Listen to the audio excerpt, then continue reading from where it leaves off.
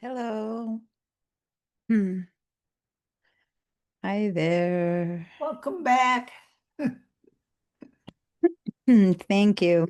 I have to leave, but I'm checking in. It's Honora. All right, give me a second while I change your name. Oh, it does say Honora. Okay, it just says iPhone 5 Honora. Okay. Yeah, Perfect. and I Okay. have Hold to on, leave actually, at hold on. What 10. was your last name, Honora? I apologize. Can you remind me? Evans, it's Evans. Evans. I'll put Evans in there. Okay, there we go. Okay, see you later. Thank you. Bye. And Bye. and I have to leave at 10, Diana. I'm sorry. Okay. A Hey, board meeting. things happen, Yeah, Thank you. Thanks for letting me know. Thanks for being here when you can. yeah. And for checking in. That's always very important. All right. Yeah. So how else? Who's here? Let me see. Hi, Bob. Hi, Carol. Hi, Sue. Hi. And hi, Denise. Nice to see you all. Where's everyone else? Are you glad to be home? No, well, no, that's a bad question. It's a complicated answer because of course I'm loving being home, and of course I miss being there with my mom. My other home. As much as when I'm there, I miss everyone here. It's never can really answer. I'm always torn about leaving and torn about staying. Yeah, So, really. yeah. But that said, it's really nice to be home. Both my kids are home. I haven't seen them together, and my husband, like all four of us in a year. Well, since Christmas, it feels like a year. So That's that's really nice, that's really, really nice. But I was also really groggy, and yesterday was a bit of a wash. I fell asleep in the middle of the day and slept so long that then by the time it was nighttime, I couldn't sleep, but what not date did you come back? I'll figure Saturday? it out. No, I was back here Sunday evening. Yeah. Sunday evening. Oh my gosh. Yesterday was my first day here. Right. Oh, Anyway, and where's everyone else? Come on. Did people think today was the last class? Usually Oh, you it's didn't August. send a notice. You didn't send, we had to go back in. Oh, I didn't So put a we notice didn't get in an it. email. At least I didn't. Okay. Did anyone else? For today's living the iLife. Oh, I sent the iLife class, but not the. Okay, well, thank you for telling me that. Let me That's go. probably why they're not here. That's weird. They're waiting for. Okay, so let me go and Zoom link for today's Mac Level 2 class. Oh, it's for the wrong day. It's set up for. Okay, let me send it right now. Okay. It was set up for Thursday. I made a mistake because there's no class on Thursday. Right. All right, so I just sent it. I hope people show up. But it's always the same link, you guys. You should have a way to get here without me sending really? email. It's never changes. I mean, it changes per class. So like Mac level 1, intro to the Mac, we have Oh, one. yeah. But once it's Mac level 2, it's there. Well, I hope people look at the email and show up because it's our last class. Yeah. What Oh, are we covering today? what's that? What are we covering today? Well, we're going to start with the backups and then we're going to continue with where we left off with the Ooh, calendar. backup. But I do want to work on backups. Put mine on. Let me see if a lot of people are here. Sometimes what I do is I find out who needs a new backup and who doesn't and all that. And then I'll say, okay, maybe I'll do the rest of the class and then I'll do backups just for the people who need it at the end of class. But that really isn't going to work right now, given that we have the Your link just came through. right, and here Patricia also asked for the link, and Julie asked for the link. Okay, I guess everyone is coming in now. All right. Hi, Georgia. Hi, Susie. Hello. Uh-uh. Uh, Um, just so you know, I didn't know that I hadn't sent the link until Carol told me. Once class started, I was going, "Where's everyone?" So I just sent the link. I had it set for Thursday instead of for Tuesday in my automatic schedule. But there's no class on Thursday, and that was just a mistake. But just so y'all know, once the class begins, Mac level 1, Mac level 2 intro, each one has its own code, but then that code is the same for the entire Mac level 2. So you can always go back to an older email and click on the link. It's not like unless you've deleted them on the way because you've been good about your Cleaning. box. Yeah, then always keep one available in the and for the 3 weeks the class ends, keep one of my emails so that you can always have the link. And then when the new class starts, it'll be a new link and so on and so forth. Hi, Patricia. Hi, Georgia and Susie. Thanks for joining us. And now we're still short on a lot of people. Yeah. Oh, God, not sending the link really makes a difference, huh? Do you know why we don't have class on Thursday? Because the thing ends on Friday. School ends on Friday, yeah, but I guess because they divide all the class hours and they scrunch them into a certain amount, and because the summer was shorter, we got 5 days. Usually we have 6 sessions for each class. This time we got 5 for each class, and they're just a bit longer, more hours, and then it makes up the same amount of hours. But yeah, other of my classes continue for to the end of this week, but 2 of mine finished last week, and then this one finishes today. So they all have beginnings and endings okay. times that are a bit different. Oh. All right, well, don't want to wait too much longer. People who were waiting for the email by now should have seen it, except for I didn't send it till like 9:06. So hopefully they didn't think the class wasn't happening, because until Carol told me, I didn't know that you hadn't gotten it. Oh well. Okay, let's just get going, won't we? Unless let's do this is usually this is when I ask if there's any questions about what happened before. We were working on some of the apps, and then I opened the calendar app really quickly, and then it said we'd continue. Any questions about anything we did last week? Oh, one thing I needed to show you. Someone emailed me to tell me that the links weren't there, and what's happened is that this is the recording links for Mac Level 2. Oh, The video for last class was taken down by YouTube. Again, that thing that happens when they think that it's bullying, because I basically explained YouTube removed the video from their site. It had personal information in it because we were working on the contacts app and so many phone numbers and addresses and stuff. And we call it harassment and bullying. So if you guys want to access the video of last Thursday's class, it'll be available for 14 days from the date of the class, starting from the date of the class. So basically 2 weeks as of Thursday. And you have to click this link down here and then write this passcode that is highlighted there. And See it where you're, goes you can't straight. see what you're, can't see where you're you pointing. can't see Oh, the I'm this. sorry. Hi, Colette. Sorry, I Hey. wasn't sharing my screen. Here we go. This is the class. Yeah. And just so you know, this is what I was saying, that you basically have to click on this link and it takes you to the Zoom page where they let you in to watch the video, but you need to write this passcode, Okay. which is right there, and then you can watch the video. This happens when they think that I am bullying people by releasing all of their personal information, and so they take it down from YouTube. Okay. So just letting you know that that's happening if you want to watch last week's video. Today I'm going to avoid the contacts app. So hopefully today it won't be an issue. But whenever I was surprised that we did do some contacts the other day, and I was surprised they didn't take that one down. But they definitely took this one down. But you never know. One of my Illustrator classes, which is weird, that one never gets taken down, got taken down last week. And it's because someone, when I was helping them sign into school, they had turned on when they were writing in their password, they had turned on the show the password so you could see it. And I was like, no, turn on the whole video. Because then they took down the video. I'm like, oh, and then I have to do this thing to it. Don't show people's passwords online. And I wasn't trying to, but anyway. I just don't know how many times I can do this before they take my whole site down. So I need to be careful.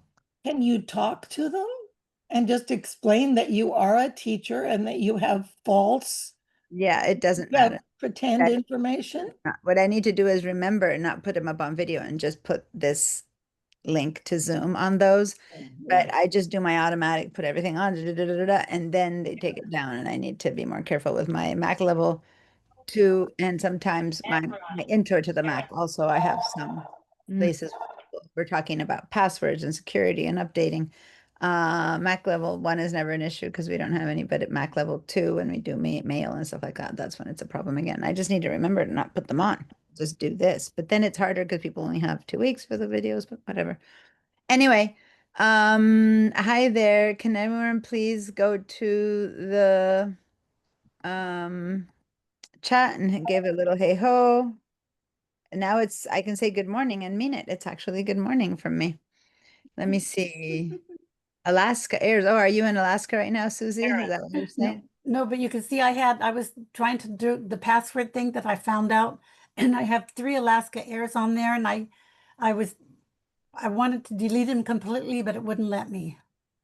Oh, from your passwords app, you have 3 different ones. Yes, I had, over the years. Know that you can delete them. I could check, but I think you have to remember the latest one. There might be a way to delete them. I don't want to go into the passwords app right now because that will cause a whole nother issue with this video. Okay, no Um, problem. But you should, I'll look and see privately when it's not recording and see if I can figure out and tell you. But yeah. Oh, okay. Anyway, I'm back to having 2 monitors. So, all right. So, guys, here's the thing.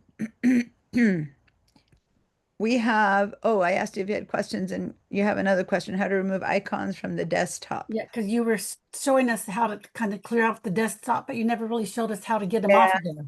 So you know what? That's all Mac level 1. It's the entire class. Oh, So it was. I want to co-op today's date with stuff that everyone here already knows. Just Oh, take okay. Mac level 1 or watch those recordings. Well, Okay. that's what I was watching, I guess. But also just, Drag and drop or something, it said. classes begin again now. So you can sign up to Mac level 1, intro to the Mac and Mac level 1, so you can catch up with all the stuff that you didn't get. Okay. Anything else? Did everyone write in the chat yet? I don't see everyone in the chat. Please write in the chat. Hi, Diane. Nice to see you. Okay. So today we had talked about 2 things, but one of them is was hold on, I'm fixing my display because it's set up for the way I had in Argentina. Oh. And it's a mess. 1 second. I need to put this right above. There we go. Because my mouse wasn't moving well from up to down. Okay. So one of the things that we needed to do was the backups. Okay, that's a big part of today.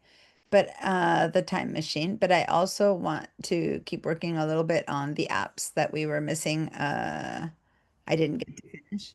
So the first thing I need to know is how many of you guys don't have a time machine set up, and this is the first time ever that you'll set up a time machine. Give me a raised hand, like a digital raised hand, like you'll go top left by raising your hand. If you do not have one set up, you never have, and you need to set it up today, and you're ready to set it up, like you bought the portable hard drive and you're ready to set it up.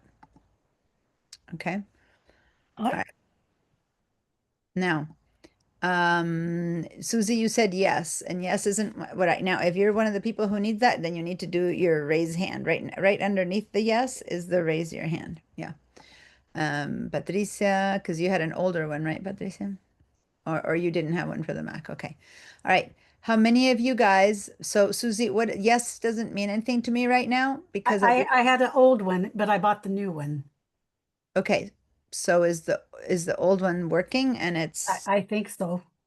doing it? Okay. Because so then for those of you It's who still plugged in, the old one. okay, so for those of you who do have one, 1 second, George, I know you have a question, but give me a second. For those of you who do have one that you set up a while ago, but you still want to know more about it, you have questions about it and you want to understand certain things, give me a yes. Like, and then for those of you who you've got it, you know everything about it, you don't need to ask anything, just give me a no. Notice that I never gave a choice of you don't have one and you don't want it because I think everyone needs to have one. So I'm not giving you that choice. I'm like, you already know it. That's a no. Thanks. Life is good. Yes, I have one, but I have questions. I want to know more. That's a yes. And then I need to set up a new one as a raised hand. So I'm seeing Denise and Susie haven't answered anything. So what are your answers? Oh, I thought I did. Clicked on yes again, then it turned off. Oh, Okay. So, hi, Barbara. Hello. So I was just asking about Time Machine. If you have one set up and you're no questions, life is good, then you give me a no. But if you have questions about it, give me a yes. And if you don't have one at all, then raise your hand. Carol and Yolanda, I don't have your answers. So can you also answer? So Barbara, Carol, and Yolanda, I'm waiting for your questions. And meanwhile, Georgia has an actual question. So yes, Georgia. I had one set up on my previous computer, and my stuff was pretty much transferred over to this one. Actually through the old hard drive, and they told me afterwards not to try to use that one again, but to get a new one. It may be I don't know if it was the connector or if they thought they'd had to wrestle with it too much somehow. But I do have a new one. It has something on the side. It has something that says Tech Tool Pro 16. I don't know if that's Time Machine or related to it, or if it's something they use to Their brand. transfer something over. I don't know. Share your screen. Let me see what's. You want me to show you? Yeah. Okay. All right. And then Yolanda, do you have the good old Time Machine that you've had forever? Is it still running? I think so. I'm sorry, I'm not really functioning so well. I see, how does a time machine looks like? Yeah, I see a little clock in there, so I believe I am okay. Okay. All right. So give me a second here. Now I'm Text Tool Pro 16. That's an app. It's got nothing to do with your Time Machine. Disk utility shouldn't be down there anyway. You use it only occasionally. The disk utility is something you can totally erase your entire computer with. So you should never have it on your dock as if it's something that you'll be using, because you won't. Do you So want me take it out of your if dock. I just how do I get rid of it? Just drag it off like an inch away and it'll say remove, and we will use it today. But yeah, and then that app is Text Tool Pro 16. I would research it first online to see what it is and why it's there. Maybe they installed it for you or something. It's not a Mac app. It's Okay. got nothing to do with Time Machine. Uh, did someone I else could do grab the your same computer? since I don't know what it is. Yeah, just get rid of it. But the thing is, that just gets rid of the icon. Right, I know App that. stays in your computer. But So at least I wouldn't hit it by accident. yeah, go for it. Then drag it off. And then you also have your text, keep doing it a bit more. Now, yeah, there. And then you also have text edit down there. Do you use that So, one a lot? Yeah. I occasionally write in text, but not often. But don't you write more in your Pages app that's right above it? Like, why would you use text edit is my question. I can't remember. I see right above it is your Pages app. Do you use Pages? I don't use it because I'm an editor, and one of the things I tried to do was to install Microsoft or Office for this computer, and I couldn't get it to install properly. Oh, that's interesting. Well, you can get it for free as a student from school, so you can install it for free in Microsoft Office. Otherwise, you can use Pages. Okay. Or maybe that I other do one use you it have there, that text tooltip seems to be, maybe it's an editing software that editors use. I don't know. I didn't mean to. No, not really. At least not that I don't know. Anyway, these are all text editing apps, and if you want to install Microsoft, you can do this. Go to the first initial email that I send you guys. Welcome. I tell you how to get to the tech support. Call them and say you're a student and you need help installing the Office app, and they'll walk you through it. Okay, because you can get it for free through the school by if you're a student. Tell them that you're in my classes and I said you could install it. I mean, anyone can install it, but that you can get help to install it. I thought there was something weird, like my computer didn't want me to install it. Are there levels of what the, of guarding against, outside software? No, I Does mean, the, no, does- Microsoft Office should be fine to install. okay, Actually, all right, not worry about that. okay, I've installed it successfully, everyone I know, and so there's something happened in the installation, maybe. You need to set it up, if you're setting up through the school, you say you tried to install it, so like through the school or your own, you put your. I tried to buy it from I bought it from Microsoft. I wanted, it was suggested that I get an earlier version because, my this computer is a 2020, and I have a lot of documents that date back to, the early teens or even before then. You can open them with the new stuff. It doesn't make any difference. Okay, You might not be able to install an older program of Office. Anyway, if you get the free one from school, it's Microsoft Office 365, which is always the latest version. If you purchased one and you paid money for it and you're trying to install it, that's different. You might want to ask anyway. Tell the tech support that you're trying to install one. They might only be wanting to help you install the school software. I don't know. all right, I'll You try. can tell them I have a software here that I need to use for my Word class. Tell them you're taking there's a Word class in non-credit. Tell them you're going to take the Word class in Mhm. fall. Tell them that, and that you have this one you want to install to be ready for the class. And Okay, thank you. light fib. I don't want to take up Yeah. precious time. All right. So now, Rodney, what's up with you and the time machine? Because I don't see a yes or a no or a raised hand. This time machine all the time and I backed it up and then it throws out the old stuff. I don't know anything about it. I just plug it in and I just want to be sure, but I just looked at it and it seems to have everything backed up until All right. the current Here's date. the thing. I just wanted to see how many people needed a new one and how people still had questions about it. And there's basically 5 people who need a new one, who need to install one or need a new one. 3 people who say they have questions about it. And then just 2 people who are like, nope, I'm fine. Just Colette and Bob. Because depending on how many people are in part of it, I might start now or I might start a little bit, the second part after break. But it looks like there's quite a few of you guys who need it or have questions about it. So we're going to start now with this. First of all, How do we know if we need a new one, Diana?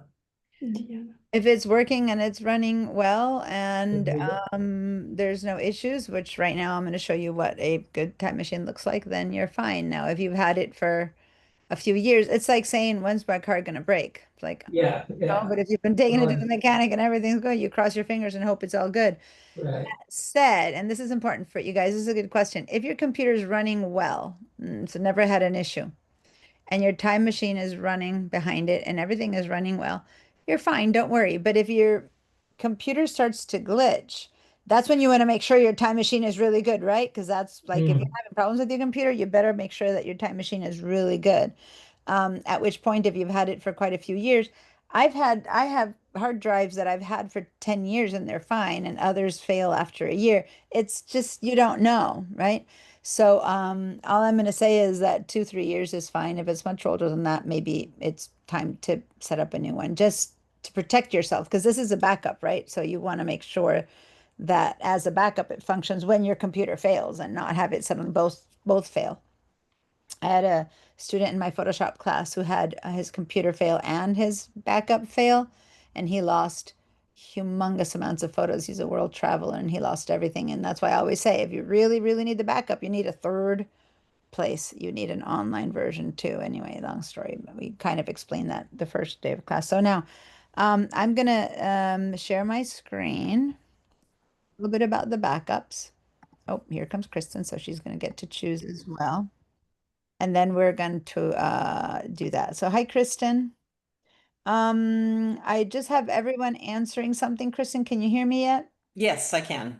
So the question I have before I share my screen and stop seeing you is, um, do you have a time machine set up at all? I do not. Okay. Do you have purchased one in order to set it up? No, I think that was earlier before I joined the class. Okay. Then just watch And Will then do. you can, Okay, thank you. no problem. Okay, so then you're no answer because you had like 3 levels of answers. You're the nope, don't leave your hand down answer. Do we have Okay. the code? Yeah. Yeah. Okay. So I'm going to share my class handouts for a second. Let me, Hey. here we go. So here are the class handouts, and I'm gonna open up this. Actually, I have another one. I'm gonna open this one first. So there's don't try to read it. Just listen to me and I'll point to what to read as we go along. It's just that some people want to remember these things, and so this is like notes that you have in your handouts. But for now, just look at me. And basically, or here, let me stop this while I explain first, so that otherwise people are looking at it. Your eyes can't help try to read. Okay. So there, let me do a screenshot of you guys and who needs what for the here we go. Now I have a screenshot of you guys as far as who needs backup, who doesn't, and stuff like that. So let me put that on the side of my screen, because later as I ask you to answer things and I ask you to change your hands, then I might lose it. Okay. So first of all, just a question, and let me clear your answers. A question.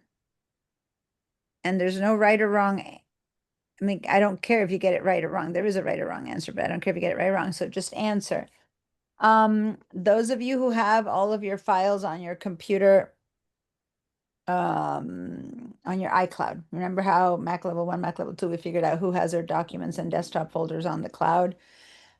So those of you who have your stuff on the cloud, does that work as a backup?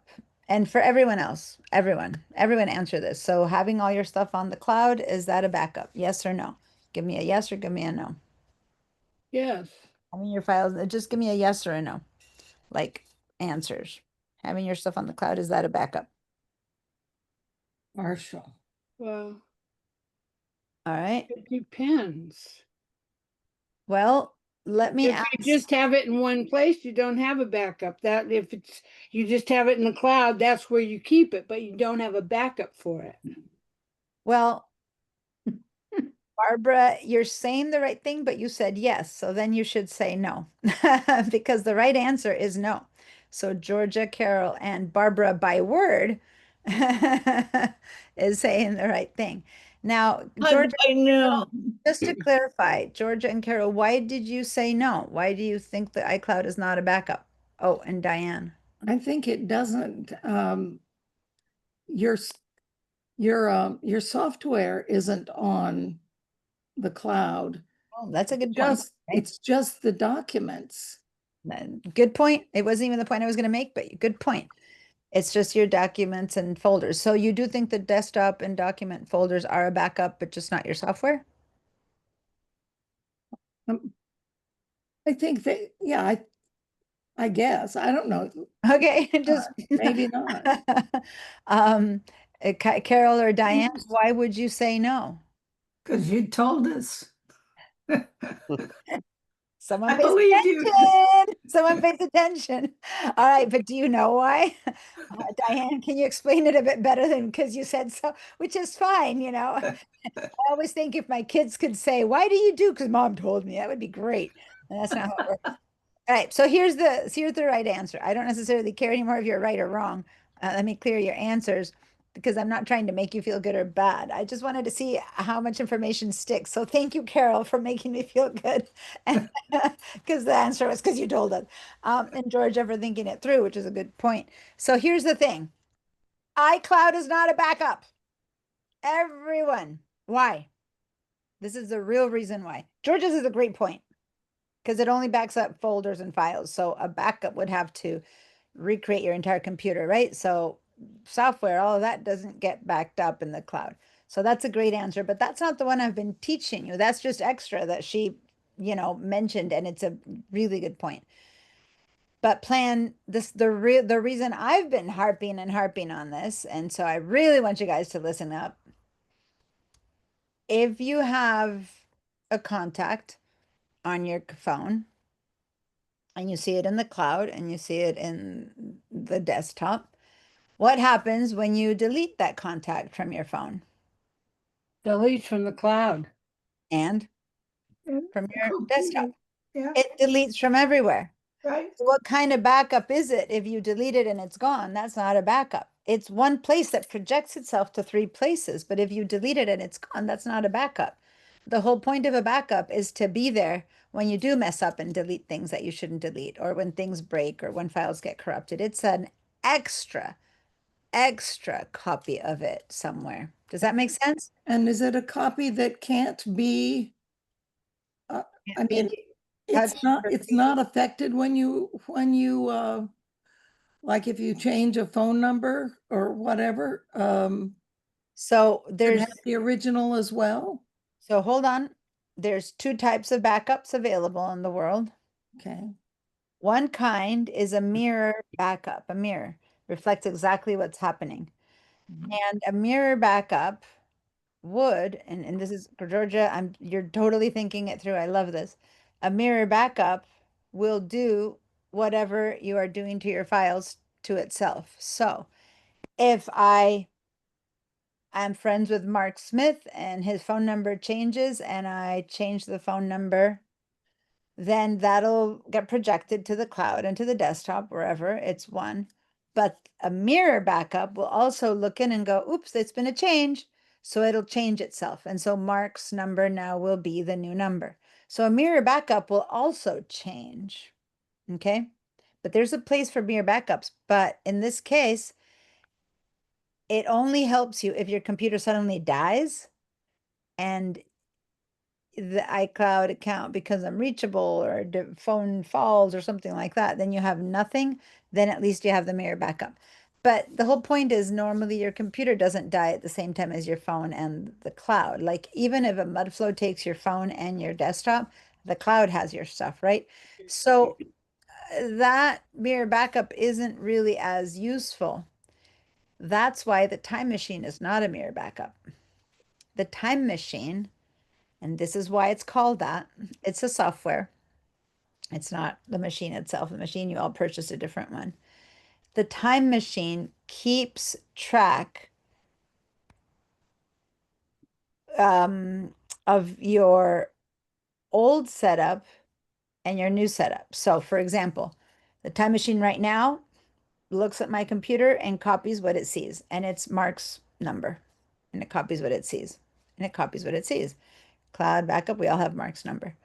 That afternoon, I meet Mark and he says, I have a new phone number. I change my phone number.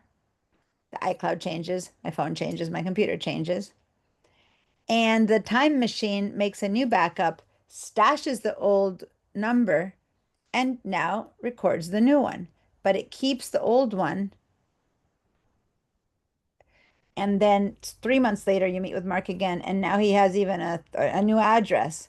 So now you put in a new address, and Time Machine has kept the old phone number, has kept the old number, now adds the new address. So what happens is that 6 months later, you go, oh, I wish I had Mark's old number. For some reason, you need it. Well, you open Time Machine, you go back in time to 6 months ago, and in the Contacts app, you still have the old phone number and no address. Does that make sense? It keeps record. It keeps a record of the stuff literally as a calendar. Like you can go back to, March of this year and what was in my contacts then? And then you go to March of 2 years back, who was in my contacts then? Or last week when you suddenly deleted someone and then you go, God, I had their phone number. Was that a mistake? Because a lot of times people delete things by mistake. How come I don't have Martha anymore? You search everywhere. Martha's not there. You somehow must have deleted that phone number, which I don't know how that happened.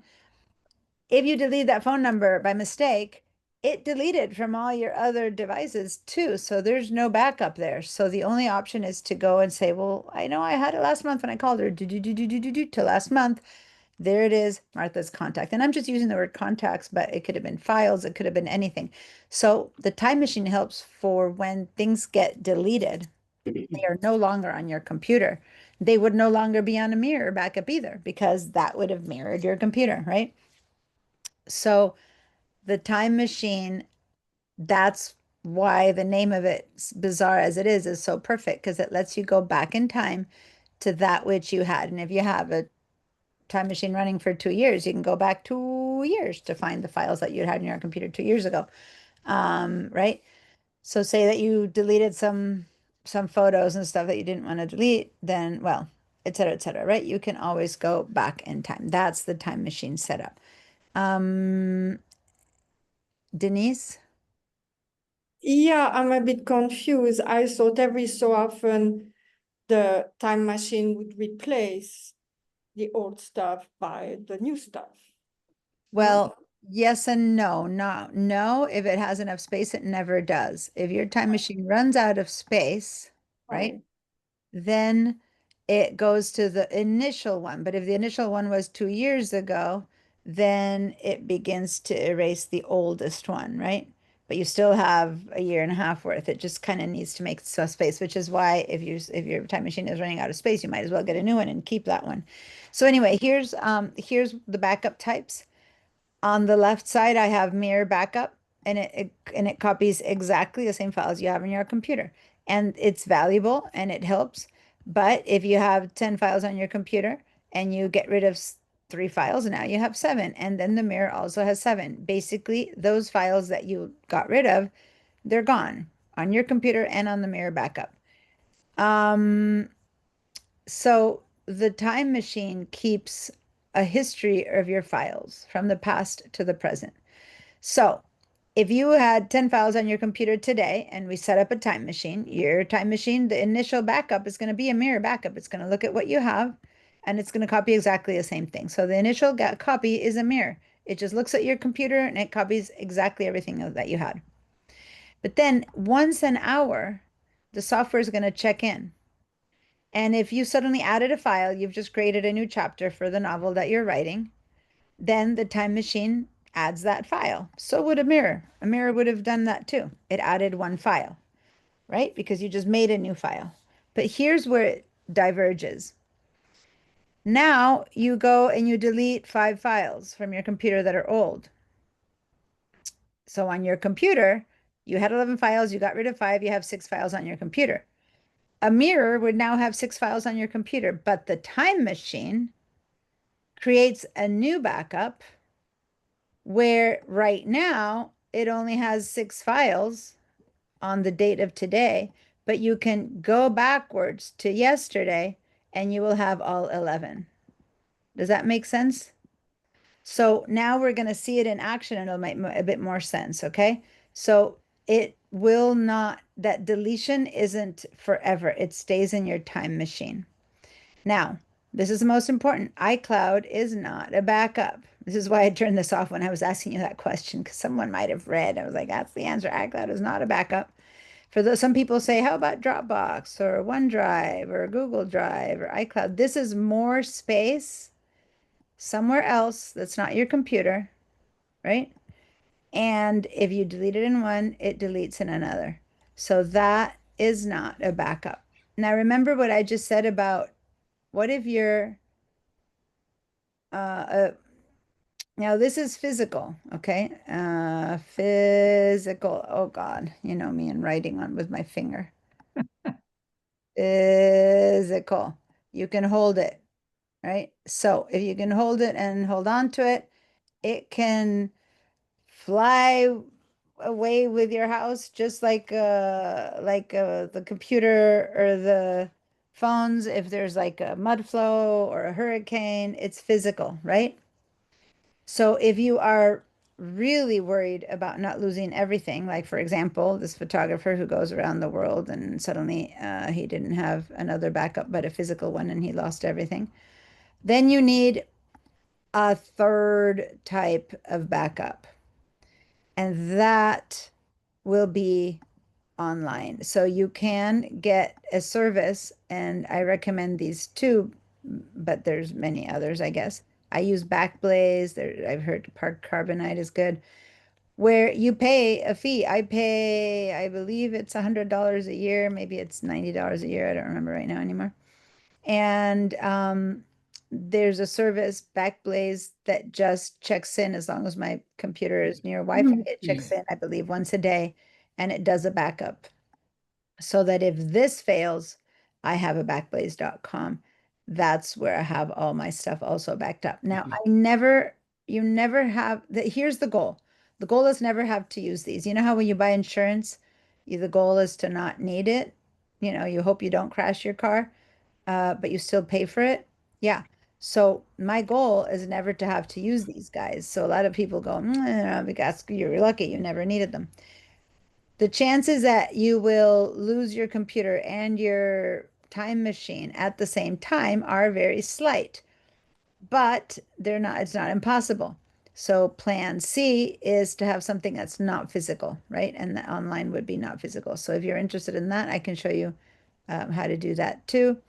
But basically, what we're going to talk today about is this time machine. Now, the good news about the time machine, I'm going to stop this for a minute, is that the time machine, once you plug it in, you basically forget about it. That's it.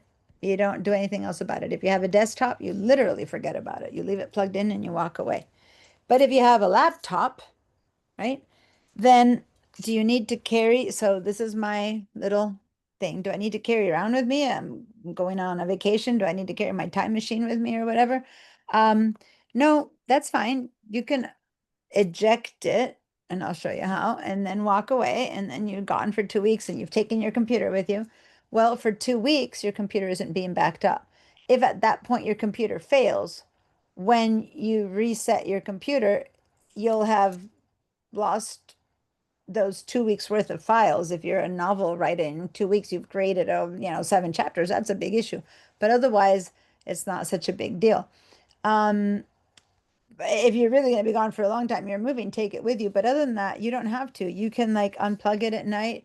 Plug it in at night when you charge your computer. If you're the kind of person who takes their computer with them. How many of you guys are mobile with your laptop? Like every day you take it somewhere, or you go. My son is a writer. He goes to a cafe to write every morning. He takes his computer with him.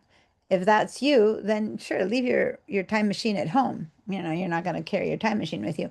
And then when you come back, you plug it in, and then whatever he wrote that morning is on his time machine when he comes back in. But if between here and there he were to die, his computer were to die or crash or be lost or forgotten, whatever he wrote this morning would be gone, but that's it. Does that make sense? So you basically want to keep it plugged in. If you're the kind of person whose computer is sitting on a desk and never moves, even if it's a laptop, then just leave it plugged in. No big deal. I see a hand, and now we're going to start seeing what this time machine is all about. And then this will be less theoretical and it'll be more realistic. And then after that, it'll be a second to get it to run. So yes, Denise, and some of your questions might be answered the moment I start sharing my time machine. So let me just see what the questions are, and then I'll see whether to answer right now or not. So Denise? Oh, that was my hand from before. The one about the time. Yeah, so basically, once you have, so her question was, doesn't the time machine get rid of stuff? If you have a time machine that got full, like you've had it, remember I told you to buy something that was double the size of your hard drive. So and this is why, because it keeps filling up with stuff, right? If at some point it fills up and you don't replace it with another one, then it looks in your oldest backup 2 years ago, it'll delete that to make space for the new one. Does that make sense? But you still have 2 years worth of backup. So it's not like suddenly you're down to yesterday or anything like that. Sue? Going back to your son, if he's writing without his time machine, does the time machine pick up where it left off? Where you unplugged it? Yeah, when you unplug it, the time machine only checks in once an hour. How many of you guys, every 24 hours, how many of you guys make changes on your computer once an hour, every 24 hours? I don't. However much I use my computer, make a change a day, 2 changes a day, 5 changes a day at most. Sometimes nothing. My computer sits here all weekend. I don't touch it. The time machine still checks in every hour to see if there's a change. If there's a change, it doesn't back up your whole computer again. It just goes, oh, I see a new file. Boom, let me back it up. Ah. Oh, looks like someone got rid of 2 files. Okay, I'll record that 2 files have changed. Oh, someone dropped in 3 new files. Okay, check in 3 new files. So it kind of checks in. So it grows slowly because the initial backup copies everything you have. And then after that, it grows, it gets bigger only by the amount of how much files you add or take away, right? So if you don't make many files, you might never run out of space on your time machine. But if you're adding tons of files, tons of videos, tons of photos, and your machine is backing it up each time, at some point it'll start running full. I really don't.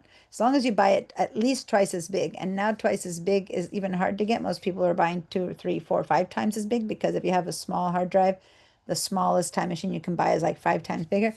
You should never run out of space. The moment you disconnect your time machine and take your computer off to go write, it just lies dormant. And then when you come back and you plug it in, it checks in, any changes? Oh, yeah, there's a change. Let me back up that thing, right? So it doesn't matter. It just checks again and goes, oh, it looks like he wrote a whole new story. Cool. Let me copy that. Okay. All right. So let me go ahead and share the screen. By the way, that handout that I shared is a handout that you have in case you didn't remember. And then let me see.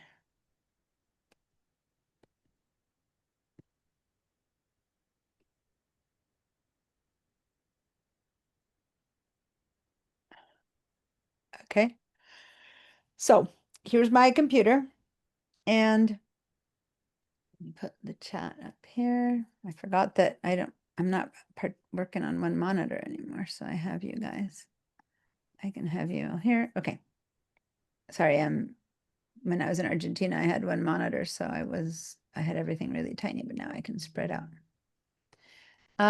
So Susie said, is a backup and a time machine the same thing? Susie, you keep writing just to me, which means no one sees your questions. Can you make sure when you write to everyone so people see questions? That way people know what the questions I'm answering are. Yes.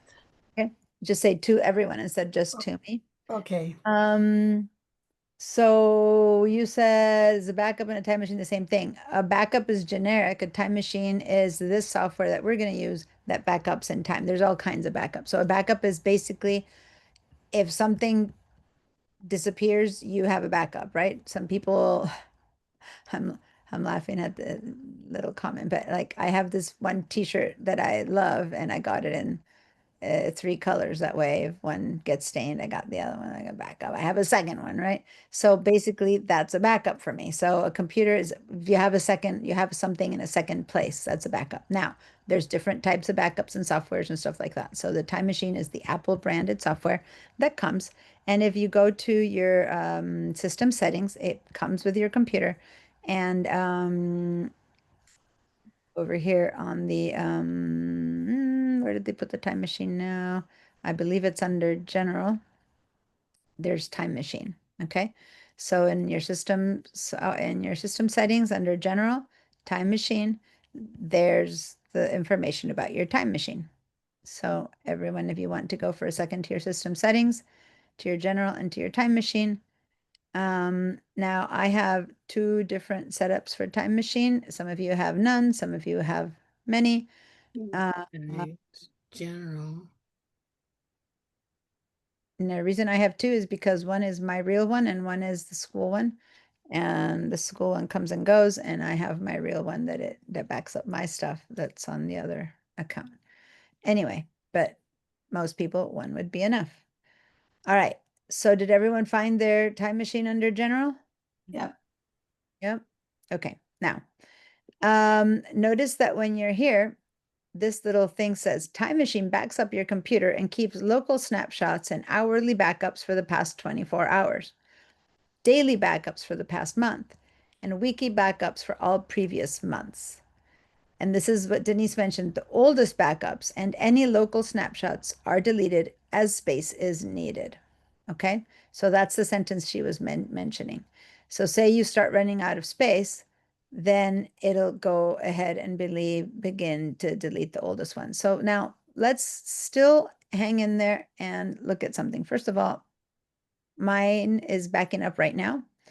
It says it's 81% done. There's about 11 minutes remaining. And then this one here says that next backup will happen after the disk is connected. I don't have it here with me, so it's not connected. And my last backup, okay, happened May 15th of 2024. Okay, and it was a backup that began on April 25th, 2021. So I had it running for 3 years. Does that make sense? The initial backup was that time, and then the last backup I made was in May 2024 at 3 p.m. It hasn't backed up since. It will if I connect it again. Okay. Now that's a backup that I was using when I was going in person and then to Wake Center, and it stayed there. So I haven't used it since then. So it's not backed up since then. So it's just sitting there ready for me to back up. Now, since they've remodeled the whole room, who knows if that time machine is there anymore? Like, I don't know. Right now, I have this little portable one, which is the one I'm using. Okay, so that's what that is. Now, this is just information. This doesn't matter at all for now. So I'm going to close this. Let me show you how I operate my time machine. So first of all, let's pay attention to what's on my desktop. And on my desktop, I have right now a folder that says screenshots alias. I have 1, 2, 3, 4 screenshots. I didn't necessarily need to open it. One file that says Vanessa Adobe, and that's it. So I have 1, 2, 3, 4 screenshots, a file called Vanessa, and a folder called Screenshots Aliens. That's it as far as files, okay? And the reason I'm saying that is because this is my Macintosh hard drive, and this is my time machine, which I see here on my desktop. So I'm going to move this out of the way. So this is what I have as far as files are concerned, and these are my hard drive, my internal hard drive, and my external hard drive, which I called a time machine. Wake 3, you can call it that, whatever name you want. So that's what's on my computer desktop. Okay, so now I'm going to head up here to the top where I see this little icon that's a little clock with arrows, and I'm going to click on that. And basically, this is telling me that I am in the middle of backing up, right? I'm going to, for a second here, I'm going to interrupt to browse for them to see what's in there. So I'm going to browse time machine backup. So everyone just watch this, okay? You don't need to do this. All right. Are you still there? Can you hear me? Yeah. Yeah. All right.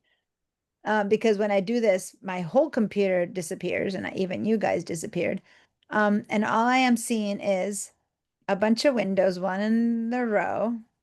And then over here, I'm seeing like a little time calendar. And here it says today, now. Okay. So say that I go to click on this desktop. The desktop right now is showing me that I have 1, 2, 3, 4, 5. Those are the files that I said I had, plus that folder. That's what you just saw on my desktop, didn't you? Yes. Yes, no, maybe. I just pointed out that I had 4 screenshots, a file called Vanessa, and a folder. Right. Yeah. Okay, so that's today, now. Now, if I back up, I can either back up physically, I can touch any of these, I can use these arrows, or I can go to my calendar. So say that I back up one with this arrow, I go boom, one back. So this was today at 9:07 a.m. So my last backup happened at 9:07 a.m. when I first connected to the class. And this all looks very similar because between 9:07 a.m. and now, nothing changed, right? Now I'm going to go over here to this calendar, and instead of today, I'm going to go to yesterday. And I have a feeling that I'm going to go over to yesterday at 7 p.m. Yeah, he's not there. Look at my computer yesterday, August 11th at 7 p.m. I had a bunch of stuff on my desktop yesterday at 7 p.m. You see that? I did this on purpose last night. I went and I deleted a bunch of files from my desktop so that between last night and today, I would have a different amount. So let's see when I did it. 8:07 p.m. Today already at 1:53 a.m. I had gotten rid of them. So my last backup at 6:47 p.m., that's when I had a bunch of stuff. Then I went back up even more and I had even more things. And if I go down to July 23rd, 2025, let me click on that. Now I have these files, which look the same, but I didn't. I had the iCloud. Yes, these are all the files that I had on July 23rd. Let me go all the way to June 6th. June 6th, 2025. This is what I had on my desktop. You see how it all changes? Because my desktop has been changing. As I've been teaching and making stuff and deleting stuff, as I go backwards, I have different things. Now this is as far as this backup goes, May 30th, 2025, because this is when I took it, when I started this one, this new one, okay? So that's all I have. Some of you guys have time machines that go way further back. Mine goes only as far as May 2025, but I can see May, June, July, and then yesterday. And then today I already have a few different ones, okay? So say that on July 18th, I had this file here, iCloud, yes, no, and that I really, really want it today. Today, if I look in my desktop, I don't have that. So maybe I deleted it. Let's imagine that I deleted it and I really want that. So what I can do, say that today I was looking for it. I couldn't find it anywhere. I must have deleted it. I went all the way back to when I remember using it last, July 18th, and I'm going to select it and I'm going to restore. See down here at the bottom? I'm going to select it from July 18th and I'm going to restore it and it's going to put it back in the same place I took it from, meaning if it was on the desktop, it's going to go back to the desktop. So I'm going to restore. So that little file got dragged over and boom. So I brought this back from July 18th. Time machine closed up and here I have, this is the file that I needed that I just rescued that I got rid of after July 18th. Did that make sense, that process? I literally went back in time. Couldn't we love it if we can do that in real life? And I picked at this file and it put it back in there. Now I'm going to instead go back into my time machine one more time. I'm going to go up here, browse time machine backups. And now I'm going to go to my documents folder, which is nice and organized and have all these files. Remember, by May, oh, in May, I had them organized again. When did we start? No, when did we start the new class? Was it the new intro to the Mac? Because I had finished with them organized. We started, let me see. Trying to remember was I teaching already in July? July 19th, here it is. This was my documents folder, July 19th. We're beginning to work on organizing and I had a lot of stuff loose, remember? Mac level 1. We're beginning to create these folders. I believe I have even less folders by July 16th. Here, nothing was organized on July 16th. This was our documents folder and we're beginning to work on organizing. Okay. So if any of these files, if I go back to when I was organizing and I'm missing some stuff, like right now, I could grab this family PT, let me go, color weird transparency, PNG. It was loose in the documents folder. Okay, not inside of any folder. If I say restore, there you go. It just got put in my documents folder loose. Now I have a color weird transparency that came from July, whatever, 16th. Okay. truly, I hadn't lost this one. This one is organized now. It's inside of my class files. But since it's not in my documents folder anymore, my computer put it in there thinking that I told it I wanted to restore it. So it puts it back where it used to be. Now, if I go find this file in my class files, probably in my Photoshop class files, I probably do have it in there. Yeah, there it is. Okay. Because I now organized my files because I organized them during the class when I taught you to organize. So I hadn't really lost it, but had I lost it, I was able to replace it. Now I'm going to make my backup happen right now. Oh, I'm going to do, so now I have this file in there. Let me put this, sorry, I didn't mean to do that. Let me put this one on the desktop too, just so that I have one place to look at. I'm going to grab this guy and I'm going to drag it out here to my desktop. Why? I did. Why would it need?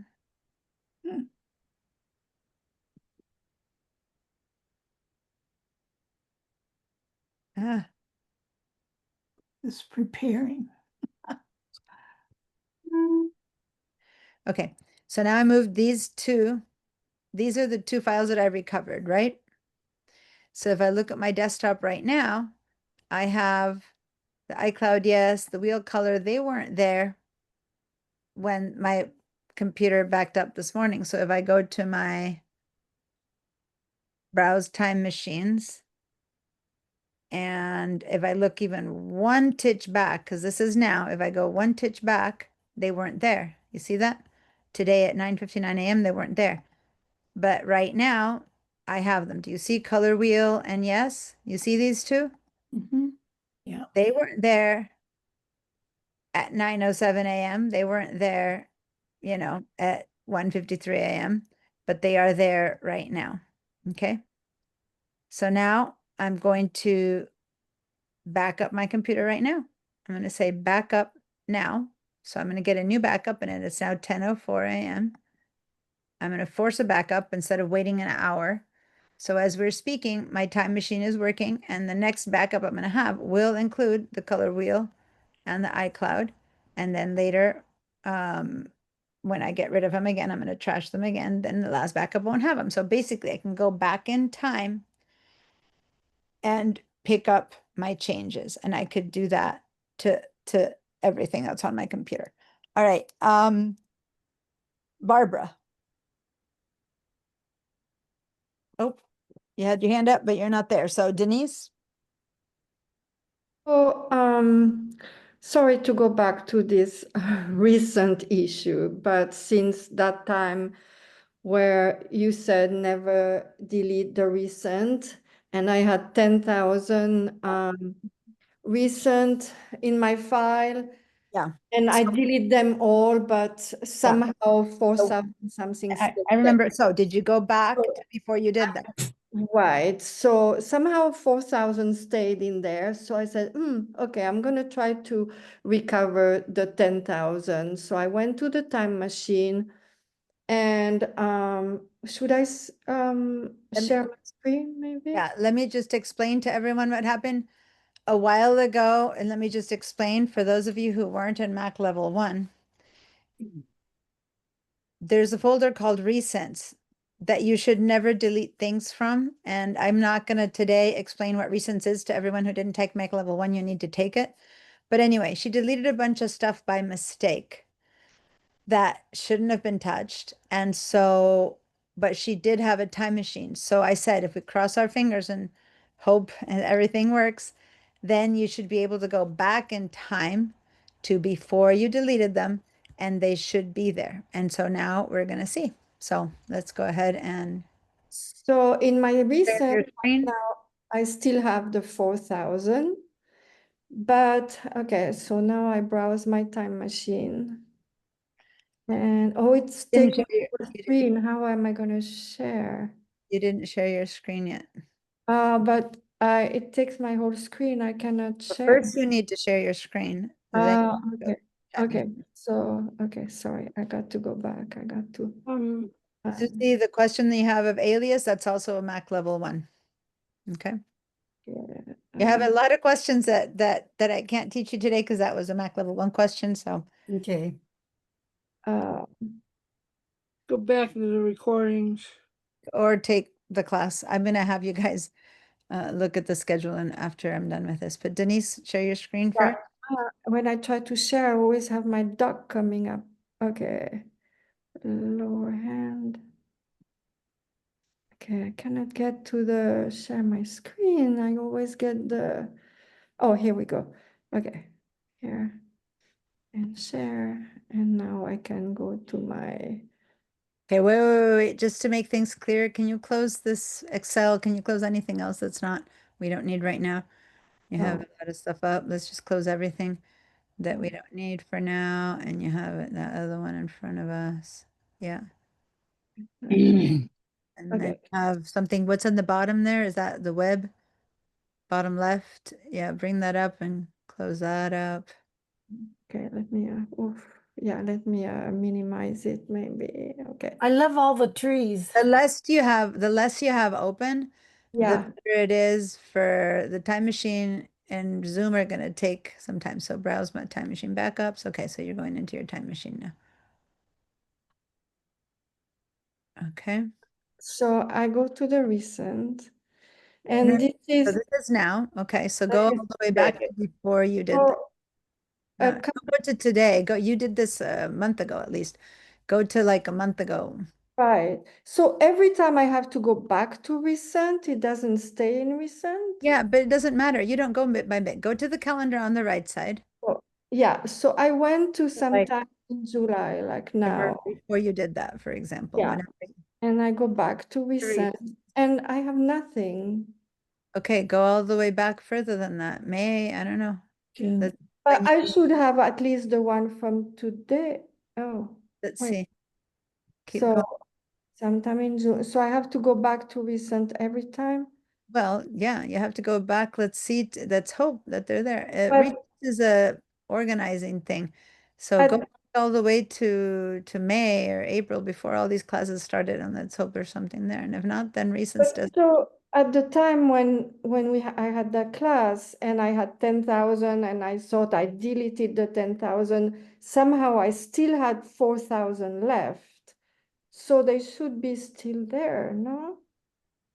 I don't remember the date of that class, but I know it didn't go to May. Go to May for a second. Okay, so recents, and this I'm just having you do that because I have never tried to go back to a recents. Recents is just an organization, you guys. Recents isn't Recents isn't a place, and that's why I don't want to have to explain the whole thing. Recents is just an organization of files based on the last files that you used. And since it isn't a place, it seems to me that the recents doesn't keep track because this isn't recent. Recently, you have nothing that's recent. If you instead have you gone to your documents, many years back, months back, and see if the files that you're missing were there. Right, but I cannot pick up Have you been missing anything now? Have you gone to all your files and have you been missing things? Yeah, I don't know. I just no, I cannot recall any specific file. I was gonna restore my 10,000 and see, and as time goes by, I would say, oh yeah, where is that file? I cannot recall right away a specific Have file. you been nothing you've been missing that Yeah, I was missing one, like a copy of I made pictures of my car at one time when I wanted to sell it. And I knew it had the copy of my tag in the back, and I needed that the other day, and I couldn't see any picture of my car anymore. So they must have been, those were gone. So maybe. Well, anyway, I don't want to spend time with the other no, people. that's fine. I'm just trying to see if there's anything you can really identify that you lost because maybe they're not gone, I don't know right now. Unless you can go back and find something that you think you might have missed, then it's harder to pinpoint going back to save it. But so in other word, recent, it keeps on going. So at one point you might have 20,000 recent, right? It Forever, yeah. it never ends up, right? It's just organizing your files by file. If you have 20,000 files and you have used every one of them, then yeah, you will have 20,000 files. If you're someone who never uses your files, you might have 10. Doesn't matter. It's just organize them in order of being used. It's not new or different or anything else. It's just taking all the files your computer has and organize them in order of when you used it last. That's all it is. But they still backups. They still back up those. Those and files, yeah. I wish Recents wasn't there. I'm going to stop your share. I wish Recents wasn't there because all I find is that all it is confusing. I don't know of anyone who uses it. It just causes confusion. But that's because you're in my class and you learn where to put stuff. I think that people who don't know where things go, who end up the only way they can find their things is because they know you used it last week, then they can go to Recents and look for last week and then they find it, you know. But but I just find that it causes confusion, to say the truth. So necessary, I would just delete that choice, as I've said before when we were studying it, just so that you don't mess with it. But yeah, it's just as opposed to the rest of the folders that are where things are, it's just a way to view them in order of when you used it last. That's all it is. Outside, they're all outside of their folder, so to say. Well, hopefully you can find something that you really, really know that you made and looked and that you want, and you go try to find it, do a search, and if it's not there, then you can go back and look for that name of that file. You know what I mean? I guess it's not that important if I would, yeah. Haven't found it and needed it in a month, hopefully not. Yeah. Bob. Yeah, this sounds like a silly question, but so the first time you do a backup, it takes quite a while. Well, if you have 5 things, it does 10 minutes. If you have 20,000 things, it takes a while. I mean, it depends on what you have and how much you have. Takes a while. Then you're set. But then if you don't change anything, the next day you turn on your computer, maybe you added a couple things, so the backup takes less time each. Yeah. Succeeding. It reads all your files and looks like everything's the same. Oh, look, there's one new photo. Okay, back that photo up. And then turns itself off and waits until an hour from now, turn itself off again. Anything happen? Oh, no, she must be having lunch. Nothing happened. Turns itself off. And then it goes, oh, look, she's been working with her photos and she made a whole bunch of reorganization. Yikes, let's sit here and copy it all up. Oh, there we go. I'm done. Wait, so basically it checks in for changes every hour. And then depending on how hard you've been working at it or not, it's got something to do or it doesn't have anything to do. Yeah. Okay, great. So how that original copy that it makes of all your stuff is the base copy, right? And then it goes, okay, one new file to that base copy, 2 new files. She took 2 of these old ones out, but it doesn't recopy everything each time. No, it's just the new stuff. So yeah, good question. Thanks, Bob. Yeah. Sure. Clarification. Kristen? Yeah, sorry, I don't mean to belabor, but just real quick. Was it Diane or Denise that when she deleted the files in recent, was that within Time Machine? No, this is something she did in her computer, her regular computer, and that So it wouldn't end up in her trash? Yeah, but again, this was all part of the Mac Level 1 class that you weren't there. Susie wasn't there either. So I don't even want to explain the whole recents thing again right now because I have so much more to teach. So hang in there with your question about recents because it is so different than anything else that I would have to spend 15 minutes just to get through. Either watch the recordings of Mac Level 1 or take the Mac Level 1 class and then you'll really understand the recents. I really, really need to kind of pass on the deep explanation because it'll take over the class and I have too much to show you today. But she did it. No, this is the first time she's opening Time Machine for the recents part. Okay. Diane? Well, I have a laptop. So do you leave your Time Machine plugged in the whole time? Do you move your computer a lot? Just from my coffee table to the floor. Well, then I take it with me. The best answer I have for that is, where do you plug it in at night to get it charged? When do you charge it? How often do you charge it? And where do you charge it? Do you have a plug that you carry with you, or do you always put it back on your desk, for example? And like the way I do it, I have my plug connected somewhere, and when I disconnect my cable, I leave the plug there. Like I take my computer, but I leave my plug, and then when they need to plug it in again, I take it back to that spot and plug it in. And you know what I mean? Or do you carry the plug with you too? I leave my computer plugged in the whole time. Okay, so then you don't take it with you anywhere. You just said you move it around in your house. Well, yeah, and then I just unplug it and then I take Okay, it. so then leave your time machine right next to your plug, okay? That way, when you unplug your computer, you will also eject your time machine, and let me show you how, you guys. So right now, if I look here on a Finder window, everyone who has a time machine, if you open up if it's plugged in, a lot of people go, well, I have it, and they take it out of a drawer. No, that's no good. You have a time machine, it should be plugged in as long as your desk is stable like that.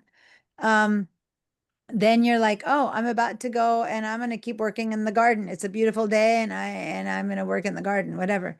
Then you unplugged your computer from the power, but you also go to down here on the sidebar of your Finder, you would see the name of your time machine. I called mine Time Machine Wake 3. If you never called it anything, maybe it's still Samsung or whatever. This is people who have Sue, you are looking confused. You don't have a time machine yet, right? So it won't I have one plugged in. Oh, you said you just, yes, true, you just bought one. Okay. So once you have, so you open your Finder window, and this is for people who already have one, and you're about to move your computer somewhere. When it's plugged in, you will find it on your sidebar under locations. Okay. You will see Time Machine, whatever you called it. Maybe yours is called brand name, whatever, Samsung or whatever name it is. I changed the name. I did a right click and I changed the name. No, I can't do it from here. So now when I'm ready to go somewhere and I need to eject, I right click and say eject Time Machine Wake 3. So I'm going to eject it. Okay. When it's done ejecting, it'll disappear from here. And at that point, I can unplug it from my computer. Now, so it was in the middle of backing up. That's why it's doing that. It was in the middle of a backup because I had just told it to back up, remember? So actually it took a little bit longer, but see, there it is. Now it's ready to go. I can eject it. Okay. And once it's ready to go and it's been ejected, I can unplug it. So right now, if this was the time, and since it was in the middle of a backup, my time machine is working. In fact, when I touch it, it's up because it's working. There we go. It just left. See if I go now, it's not there anymore. So now I can just unplug it and move my computer away. Then an hour from now, 2 hours from now, when I come back in, I'm like, okay, I guess I'm just going to be in my desk for the rest of the day. I'll plug my computer back in and there we go. I'll plug my time machine back in and it'll pop in again in a second. It'll pop in. I'll see it over here and I'll see it here. It takes a little bit of time when you plug it in to register. There it is. There it is again. And there it is again. Okay. So you need to eject it. Don't just unplug it. If you unplug it, it's in the middle of doing its processing or stuff, then it can mess up. So don't just unplug it. Just eject it first. And then It's better to do it straight from the desktop too. It you saves can also do it from here. You can right click and eject Time Machine from here. You can also, for people who are old fashioned, drag it all the way down and put it in your trash, which sounds weird, but yep, that's how we did it for years. You just drag it and put it in the trash. Notice that the trash has a trash can, except for if you have this hard drive in your hand, then it turns into that little like arrow thing, and you just drop it there and throw it in the trash. That's also ejecting it. So you can either right click and eject it, you can throw it into the trash, or you can go over here and eject it. Either way, see how it's gone? It's just gone. So now the only way to, even if I don't see right now, I didn't unplug it. It's still plugged to my computer. So you're going, oh, my computer's plugged in, but this isn't, I don't see it. And that's because it's been ejected and you need to reinstall it. So you need to unplug it. Literally, here's the plug, where it is, unplug it, and then plug it in again. When you plug it in again, it'll re-register again. Okay, so you basically leave it sitting next to wherever you plug your computer in. For the amount of time it's been unplugged, it won't be checking in once a day, once an hour, but once you plug it in again, the first thing it'll do is check in again. And if it's within the hour, if it's less than an hour, it won't, but if more than an hour has passed, it'll check in again and it'll start a backup again. Okay, now I didn't let it finish that last backup, but let me see then. Yeah, no, 9:59. I think I hadn't yet registered those two. Let me see. Yeah, my latest backup has the color wheel and the backup on it. Okay. So my latest backup does show the cloud and the color wheel. So now what I'm going to do, you guys, I'm going to change my computer. How? By getting rid of these two. I'm going to take these two to the trash, the two that I had recovered. This is weird. This is the second time that my computer is wanting to put my password to go to the trash. Some things I need to look and see what's happening. So I put them in the trash, so they're not on my computer anymore. Okay. So now I'm going to force a backup again. I'm going to say backup now. So now at 10:23, I'm doing a new backup. And then when I go to my latest backup, you'll see the cloud and then you'll see that it's gone. So now it's backing up again. See that little icon running around right there? And if I go up here to this icon, it says 37% done, you know. If I don't want it to back up right now, I can say skip this backup, but I don't want to. I want it to back up. So I'm going to sit there and wait. And then in a little bit, I'm going to check and it'll have registered my newest backup without those two files. But if I go one back, I will have the iCloud and the color wheel on it again, et cetera, et cetera. So it's just like forcing the backups. I'm going to also, at this point, I want to kind of stop taking questions for a minute because I want everyone who has their machine to get the backup running. And then everyone, those of you who have a new time machine, it'll take some time for the first backup. So then I'll keep answering questions. Okay. So if it's a new, Georgia, yeah. Sue, Diane, Patricia, and Barbara. Actually, Sue, you said yours is already working because you had it set up from the Mac mechanic. But Georgia, Diane, Patricia, and Barbara, you all said you had new time machine machines with you, didn't you? Like new portable hard drives you just bought? Yes. Okay. So then what we're going to do now is, so just you four, unless someone else has one that they're going to install. Me. You know, if they, but Sue, yours is installed. You said you bought it at Mac Mechanic. Yeah, but it's not installed. I mean, I just plugged it into my machine, to my laptop. Let's install it. That's installed. Yeah. Is it But installed? it's not, it's running, but I have on my screen, it says time machine, add backup disk. Okay, so hold on a second. I thought that the other day we had said that you got it at Mac Mechanic and it was ready to go. Yeah. Yeah, they Okay, said, so then I'll have you share your screen for a second to understand. Can you share your screen to see what it's saying? mm-hmm. Wait a minute. So for those of you who have a new one, if it was a prepared Mac ready to go. Geez. Okay, so I guess it wasn't set up. I guess when the question came up, do you want to run it? You didn't say, so is it plugged in? Do you have it plugged in right now? Plugged in, yeah. Okay, click on add backup disk. Wait a minute, stop share, what? No. Add backup, no, add backup, huh? Stop share. I need to see what you're doing. Right there. Yeah, but you stopped your share. I can't see you. Oh, I stopped my share. Oh, so wait a minute, so I have to go. Yeah, I need to see so that I can follow. So everyone. Got it. Wait. Where is share? Oh, it's down here. All right, come on. Okay, see, I've got, now I can't see anything. Just.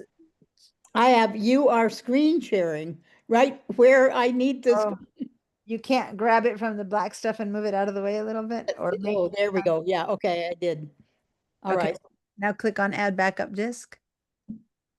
What do I do with a And finger? since it's already correct and it's my passport for NAC is the name of it, just click on setup disk. Set up disk, okay. I don't, I would not encrypt it myself, so I would go up to the top where it says encrypt backup and turn that off. Where, Yeah, there, yeah, turn that little bubble off. There we go. Done. So now say done.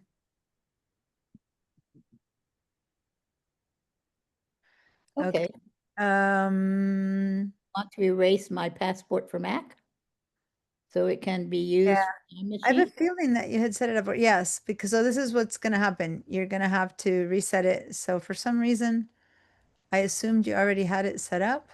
Hmm. Go ahead and say erase my passport for Mac. Prepare my passport for Mac. And it'll take a little bit of time and then it'll just start backing up. Okay, If it has any message that's different, let me know, but there we go. So see how it says waiting to back up? Next backup, 56 seconds. It's giving you a little minute just in case, and that's it. From now on, that's all it. right, good. It'll be your first backup, and your first backup will take a while. So you can walk away from it. You don't need to babysit it or anything, and you can do other stuff on your computer while it's backing up as well. It just does it in the background. Okay, Diane? They, Mac went and formatted this, so I guess all I have to do is plug it in. Is it Mac formatted? Yeah. Oh, well, then plug it in and then read to me what it says. If it's not Mac formatted, I'll walk you through formatting it. But if it isn't, then, but if it is already, then that's good. Can we plug it in while the computer itself is running? It doesn't have to be plugged in while the computer is off? No, no, no, no, no. It has to be plugged in while the computer is running. Yep. So everyone who has a new one, plug it in. All right. Then read to me what it says.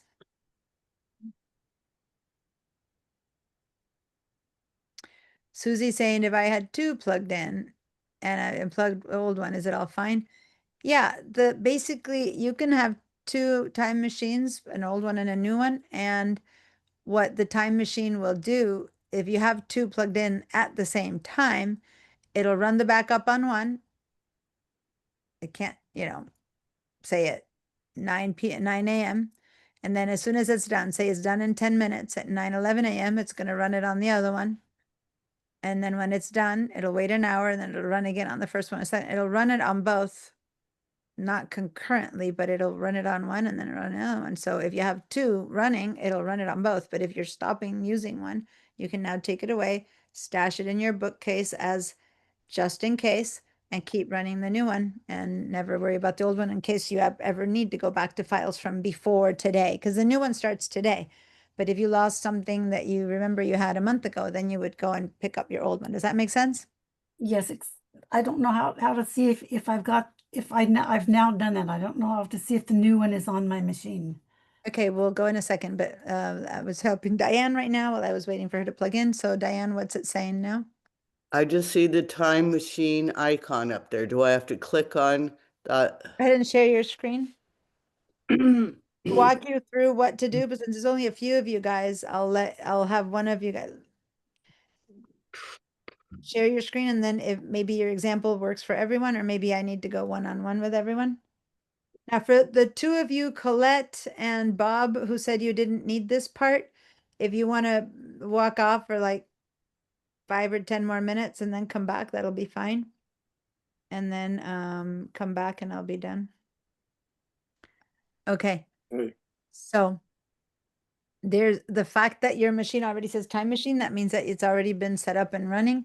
Let's go ahead and go to that little icon on your dock. Not on your dock, I'm sorry, on your Desktop? yes, the menu up there at the top. This is the icon. Yeah, go up to there. Click on that. And it's backing up right now. You could either browse your Mac backups or you can open time machine settings. Go ahead and open time machine settings just so that I show people what that note one down. That one takes you back to your settings where we went before. Yeah, click on that. And it should open your system settings. And remember that we went to general time machine. And so this says that it is copying right now. Okay. And there's 17 minutes remaining. So let's come back in 17 minutes and see what it says about how much and since when it's been running. So right now it's running and backing up. So that's good. Who else? Barbara, Yes. do you have a question or do you need to share your screen? or handle that? Yeah, it'd be easier. Can I share my screen? Go for it. I have this big tea mug that I use when I teach from home, and I haven't found it since I got home, and it's very frustrating. I miss my tea mug. So the other day I took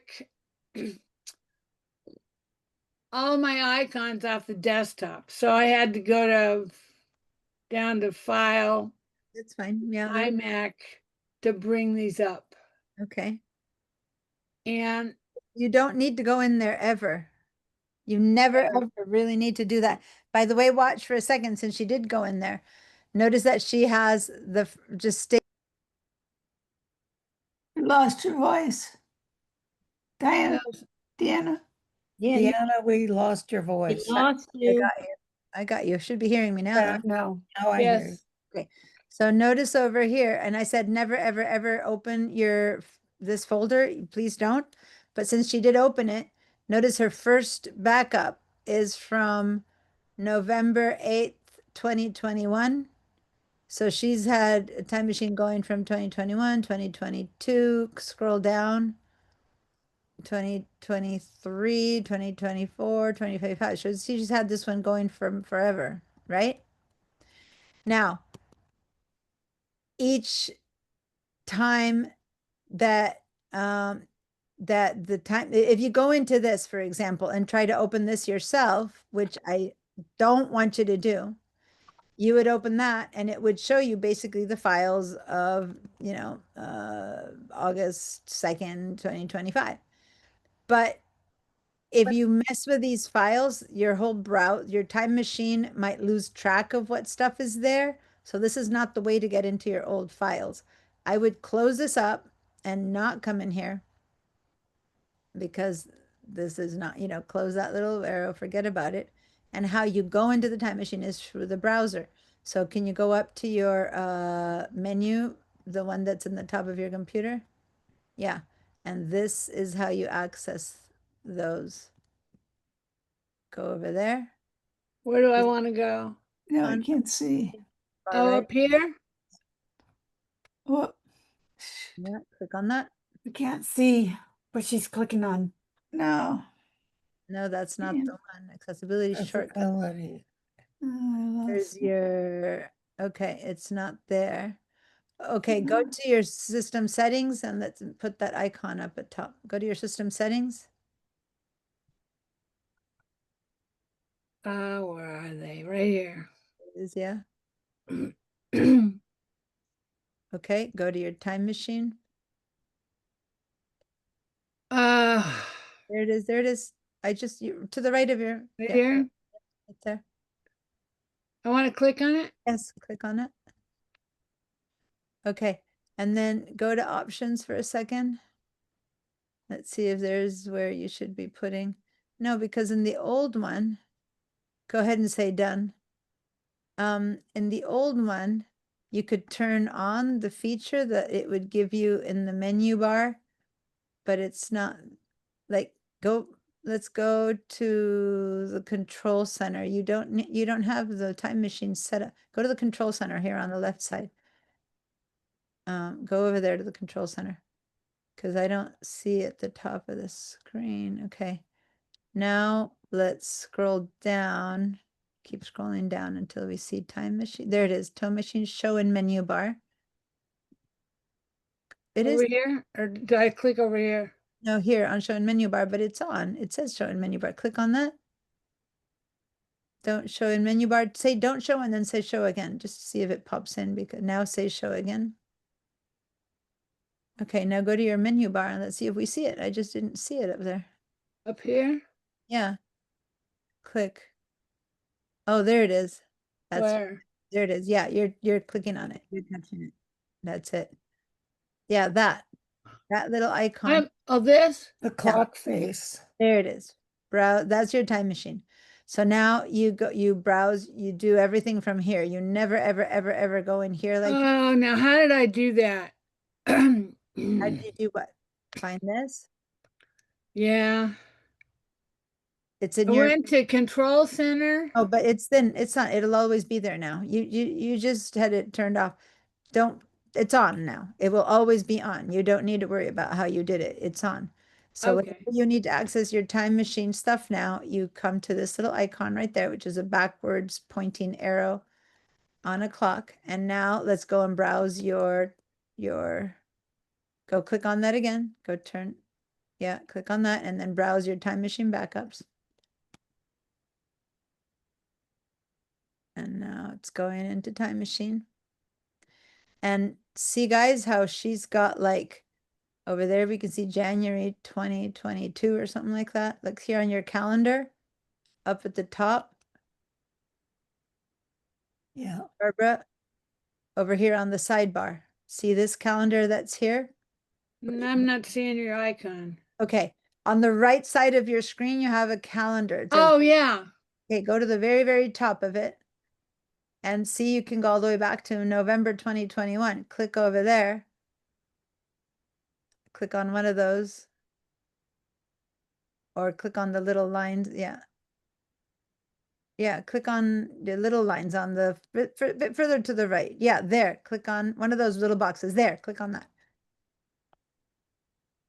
It's not working. I hear a fan or something going in my computer all of a Your sudden. computer's probably like trying to, if it's never done this in a while. It's really hard to show I've time. never gone in there and looked at that stuff this way. So basically, if I'm going to stop your Zoom because it's even harder when there's Zoom. Many times my computer crashed when I used to show Zoom before, time machine before, because your computer is really working hard. So I'm going to stop your share, and then after a while, you'll be able to go back. You don't even need to go as far as 2021. You can go back to, a week from now. Basically, you can go back to. Does it back up the two photo albums I have plugged in when it does a backup? No, your two photo album, good question. Guys, see how here she has her hard drive. She has her hard drive, my photo albums 2, network and time machine. You all see that? Yes. The different hard drives that she has on her computer. The only time machine is the bottom one. The other two are extra hard drives that she plugs into her computer for more stuff.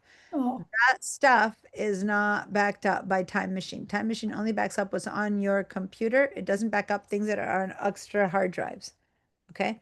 So those photo albums are not backed up in her Time Machine. Okay? Is that pretty clear? That's why I have to copy them from the That's why 38 gigs to 4 gigs. Yeah, so your photo album 2 is a backup of photo album 1, or are they all new individual things? No, it was a backup. I just haven't been doing it. Yeah, ideally you would do that. Or one thing I did is that I got to the point that I had like so many backups that I'm making an investment, and this week I'm gonna buy a bigger, and I have like photos on 3 different hard drives, and so I actually am gonna buy a bigger hard drive and I'm gonna put them all in one. But you need to buy 2. So then one will back up the first one, and I'm gonna stop having like 6 extra hard drives. I will have 2. But that's coming up. I haven't done that yet. All right. Before I go to Susie, Patricia, you're not there. I'm looking at the 4 people who were beginning their I teams today. I Patricia, had my external hard drives. What do you call it? You know how they do whatever to make it a Mac one. yeah, they reformat it. Yeah. Well, it's reformatted so I can take it with me and plug it into my daughter's PC. Yeah. No, so here's the thing. I thought that I would have to help you reformat hard drive. By the way, hi Julie, thanks for joining us. I thought I would have to help reformat people, but everyone that showed me their hard drives up until now has been easy. And I don't know, Patricia isn't there right now, so I'm gonna wait until she shows up. But Diane and Sue and Georgia, they all had them already formatted. So, but if you buy a PC one, then you need to go through the utility disk that and just reformat it. That's all you need to do. It's simple, but I thought I'd have to do it for some people, but I haven't. So at this point, I think everyone's up and running with their time machine. But if it's the first time it's copying, it'll take a while. Just keep Okay. checking on the thing, and at some point it'll say that it's done. And it'll say back up now. That means it's ready to back up again. That means you've done your first one. Okay. Susie, yes. Hold on, Georgia. Raise your hand. Is it trying to open the photos on that? Nothing's trying to do anything. It just copies. What would try to open? Well, why did I click on something over here? I don't know. You're not sharing your screens, but I don't see anymore what you're clicking on. Nothing. Well, no, you had me click. Oh, I had you click on browse your time machines, and so that's what we were browsing, but it was kicking in. I had told you to go click on like November 2021, and it was trying to go there, but they said the fan was kicking in, so I just stopped your share. If you're done, then go down to the bottom where it says cancel or restore and say cancel, and then you can leave the time machine. Well, nothing ever opened, so. Do it when you're not on Zoom, when you're not sharing your screen, and go back like a few months, and then go back a few more months, and then go back a few more until you can go back to the end. It kind of needs to reread. It hasn't been used for years. You've never even gone in here. No, I haven't. So it needs to kind of. I'm gonna have to watch the video because I don't remember how I got in there. All right. You just went up to the little icon on the menu that had the little clock that has the This little guy. backwards that we put on your menu, and you said browse time machine backup. When you click on that, it's browse the time Browse machine. time machine backups. There Yeah, it is. because I had the icons of the hard drives on and I took them Never off look at the them that way. desktop. Yeah, no, but you would never ever go into your time machine that way anyway. That you're not I supposed to. didn't know that. Yeah, you just need to access it the way I just showed you. Thank you. Because if you move everything out of place in those files, your browser is like kind of, you know, a bit about Lightroom, how when you mess up with a catalog, it messes things up. The same thing with this. You just don't want to get into those. These are catalogs, so to say, and you don't want to mess them up. Susie, what's your question? Okay, I'm going to share my screen. Go for it. So that you can then tell me if my time machine is working. Yep.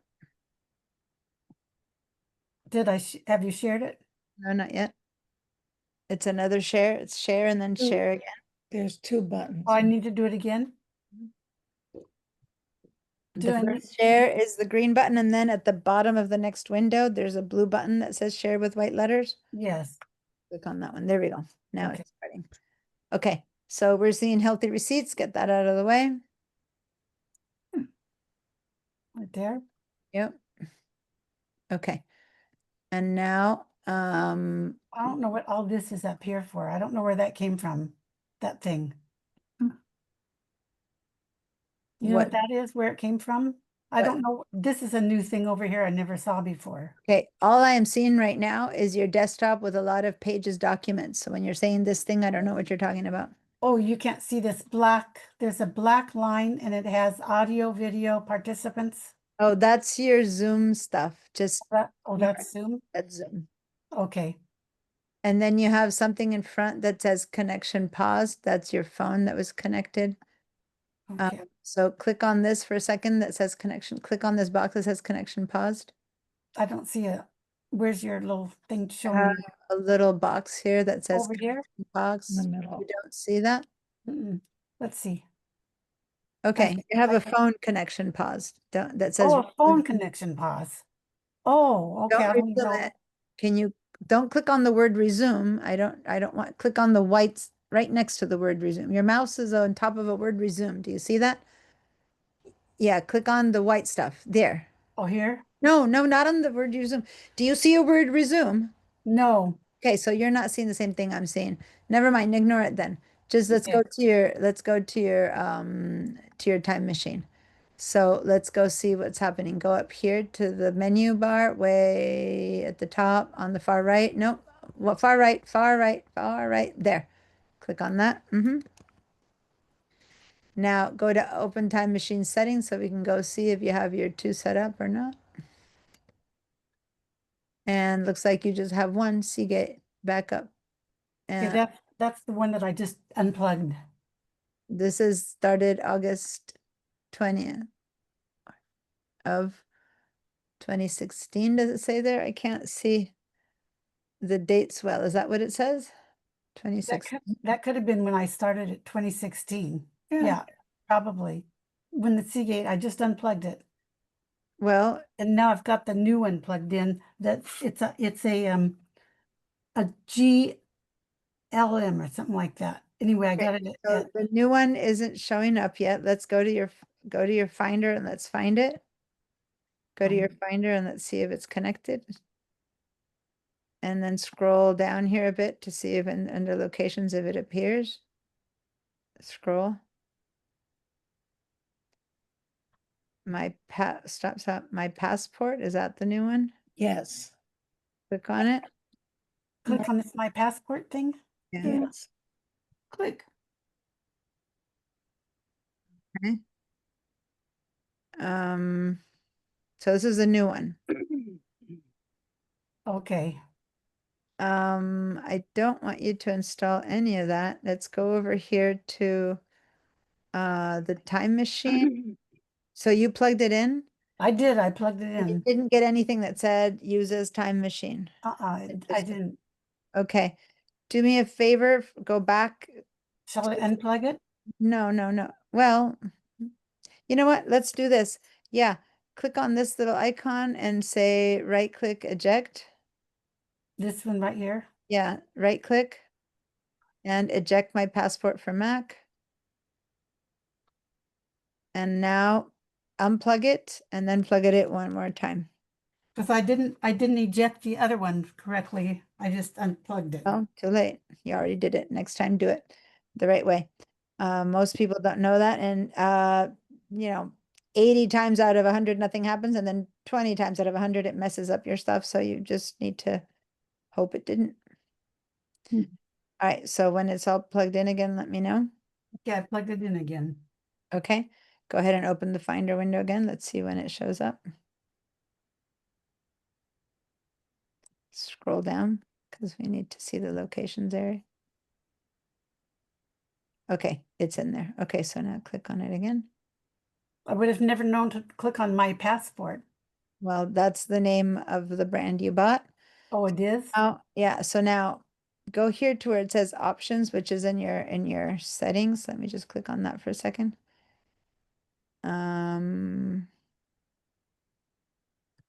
Yeah, it seems to be excluding from backups, which is weird. So let's click on select My Passport for Mac for a second. Yeah, and then click on this minus. Right underneath, right underneath the word my of My Passport, right under the word my of My Passport, I just circled a little minus. Click on that. Okay. Say done for a second and let's see if that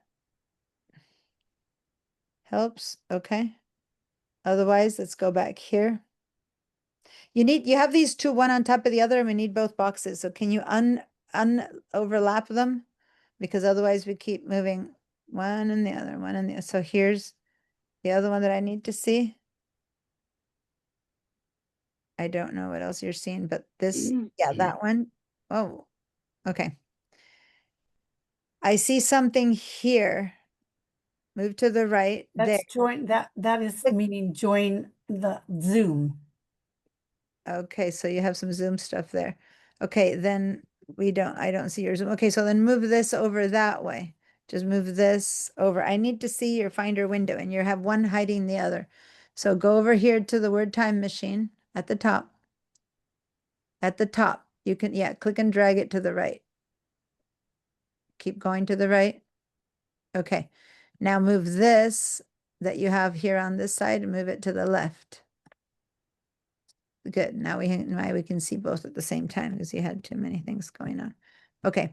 So now go ahead and say install this for Mac. It looks like it won't consider itself installed until you do that. So double click on install digital software for Mac. It normally it should just let you run. Go ahead and double click on that. It's not letting you run yet. And once it runs, then it'll be able to be picked up. Double click here. Click. Everyone who has their time machine running, if you want to do a longer break, and then when you come back, check the chat and I will have written what time the real break will be, because you maybe have things to do if you're not learning anything from now. Go ahead and say install now, please. We don't want this software, but it looks like it's not letting us. Go ahead and click on that X. It doesn't let us do anything until we install it. Click on that X. Say do not share. We're going to get rid of all this anyway, because this is not going to be, yes, I'm sure, do not share.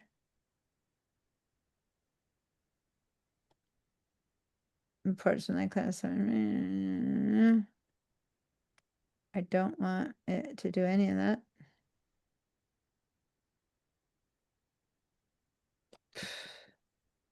It's not gonna, somehow this was set up as something different. It wasn't just a hard drive, and it's making us run through that whole thing.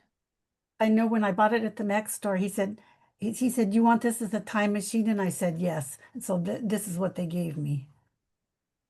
That Mac Mechanic. Okay, go ahead and say, put in your computer password.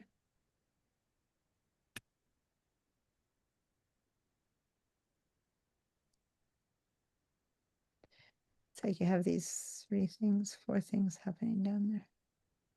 We need to reset it, unless this is setting itself up, which is weird. As a time machine, it isn't. We need to get it to reformat. Do you think I have the iCloud stuff all correct? I have no idea. I haven't checked your Would- stuff, but would- give me would a that second have while anything to we're do done with with it? this. Okay. Now, let's this is jumping up and down. Can you click on it to see it's calling our attention? This right here. Yeah. Okay. All right. So now close this. Passport for Mac. So you know what? Say don't allow. Say not on all this. Say don't allow. Don't just be done. I want to be done with this and I want to set it up as a time machine. Okay. So now let's open your now you're gonna have to follow. Hold on. See this Seagate, since it's not there anymore, is there some way I can get rid of that? No, leave it. Leave it? Okay. No, it seems like it was still working because it did a backup today, so it was still working. Keep it. Yes, you could take it off, but why? I mean, if it was working and someday you need that stuff because something else happened to this one, you'll have it, so there's no need. Okay. So now let's go to let's click over here on this right there. Just click on this. Click. Simply click to bring it up. Click. Left There we click go. or Thank right you. click? No, you're done. Now say go up here at the top. Go to utilities. Yep. Okay. Now go down to disk utility and double click disk utility. Oh, I had scroll. Yeah, there it is. Double click disk utility. Okay, now choose my passport for Mac. Okay, and now we're going to erase up there. So this is what I'm doing, guys. I'm reformatting it. And now you can call this one, you can leave that name, my passport machine, you can call it time machine, whatever you want. Let's call I it time call machine. mine time machines. So Yeah, just- because that's the new term I'm learning. Mhm. Oh.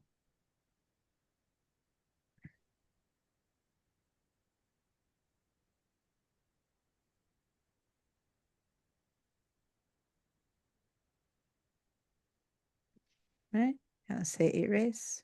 Erase? Mhm. Oh, it's still calling itself My Passport for Mac. It's erasing it and it's creating time machine.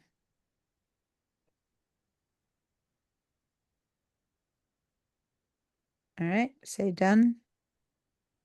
Good. So now it's your time machine. Okay.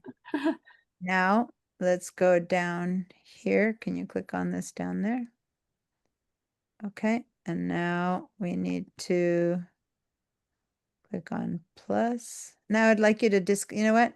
What I'd like you to do right now is I want you to eject and reconnect. Go over here first and right click and eject.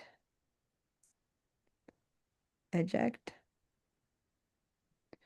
Good. Now close this window. The erase. Oh, no, no, no, no, no, no. Close, like close this little button. No, move out. Don't want to erase again. Just click on this window and close. Yeah, here. Yeah, close that window. Okay. Now, go over here, scroll and erase, eject this and eject this. You have two other things I need to eject. Check this. No.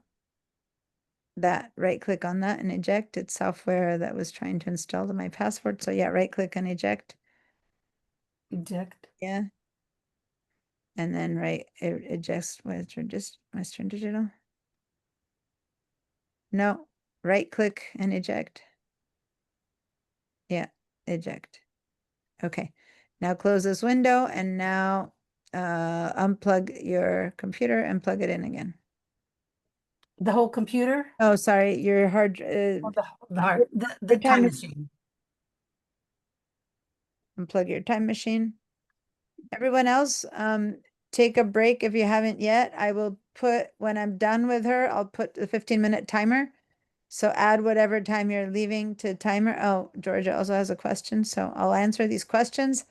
And then when you come back, if you see that it's not time yet for me to be back, look at the time on the chat and it'll say what time to be back, okay? Because I'm going to just finish this without everyone having to sit through this. Hi, Linda, by the way, I'm helping people install their time machines. Do you have one to install or are you set? No, I'm sorry. I wanted to ask a question about it before I purchased. But that's okay. That can wait. Wait for a second. Did you plug it in already again? Susie, Yeah, I did. get in. Okay, can you open a Finder? Can you scroll down to see it? It's not popping up in your time machine, which is what's weird. Okay, click on time machine.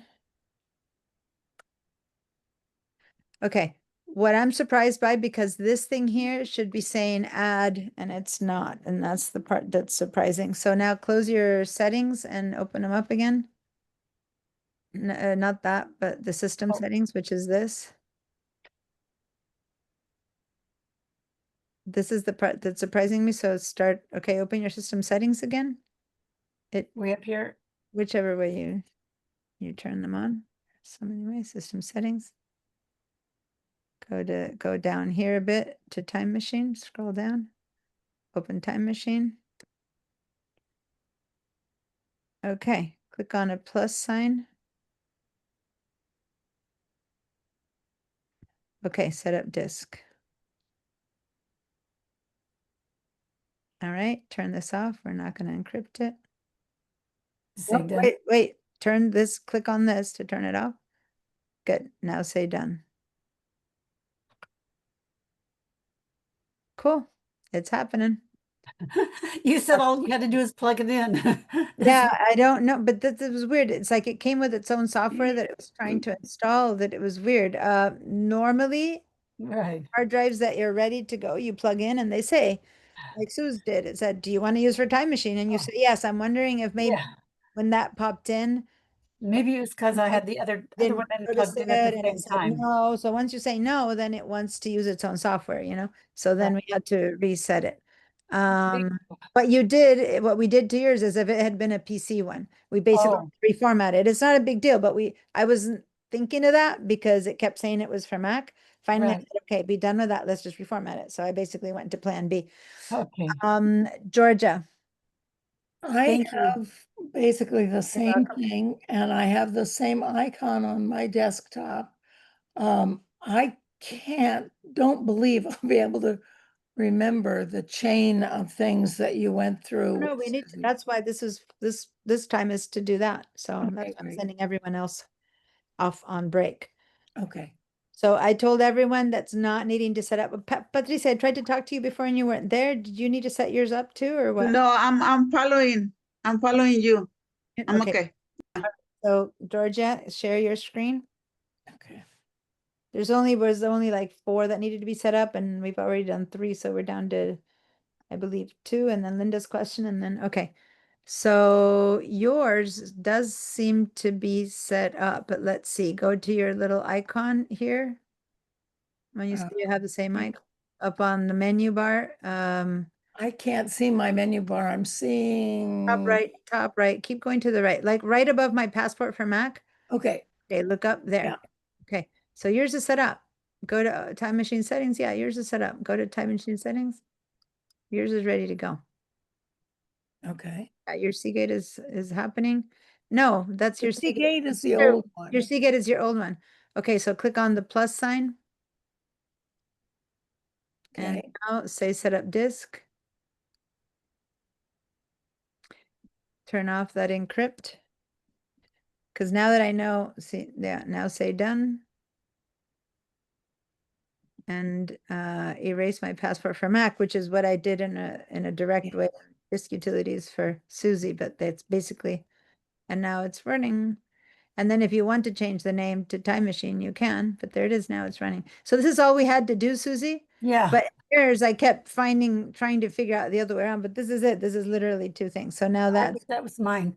Mine still says your disk for Seagate not ejected properly. yeah, well, say okay to that. It's passed. You already did not eject it. So do I just click on there and say, oh, Yeah, it's warning you. It's basically kind of slapping your hand going, hey, you know, okay. not ejected properly, but it's been ejected now. So Okay. whenever you plug it in again, next time you eject it, do it the right way. That's like a little reminder that it's running for you. And yours is running now, Georgia. Okay.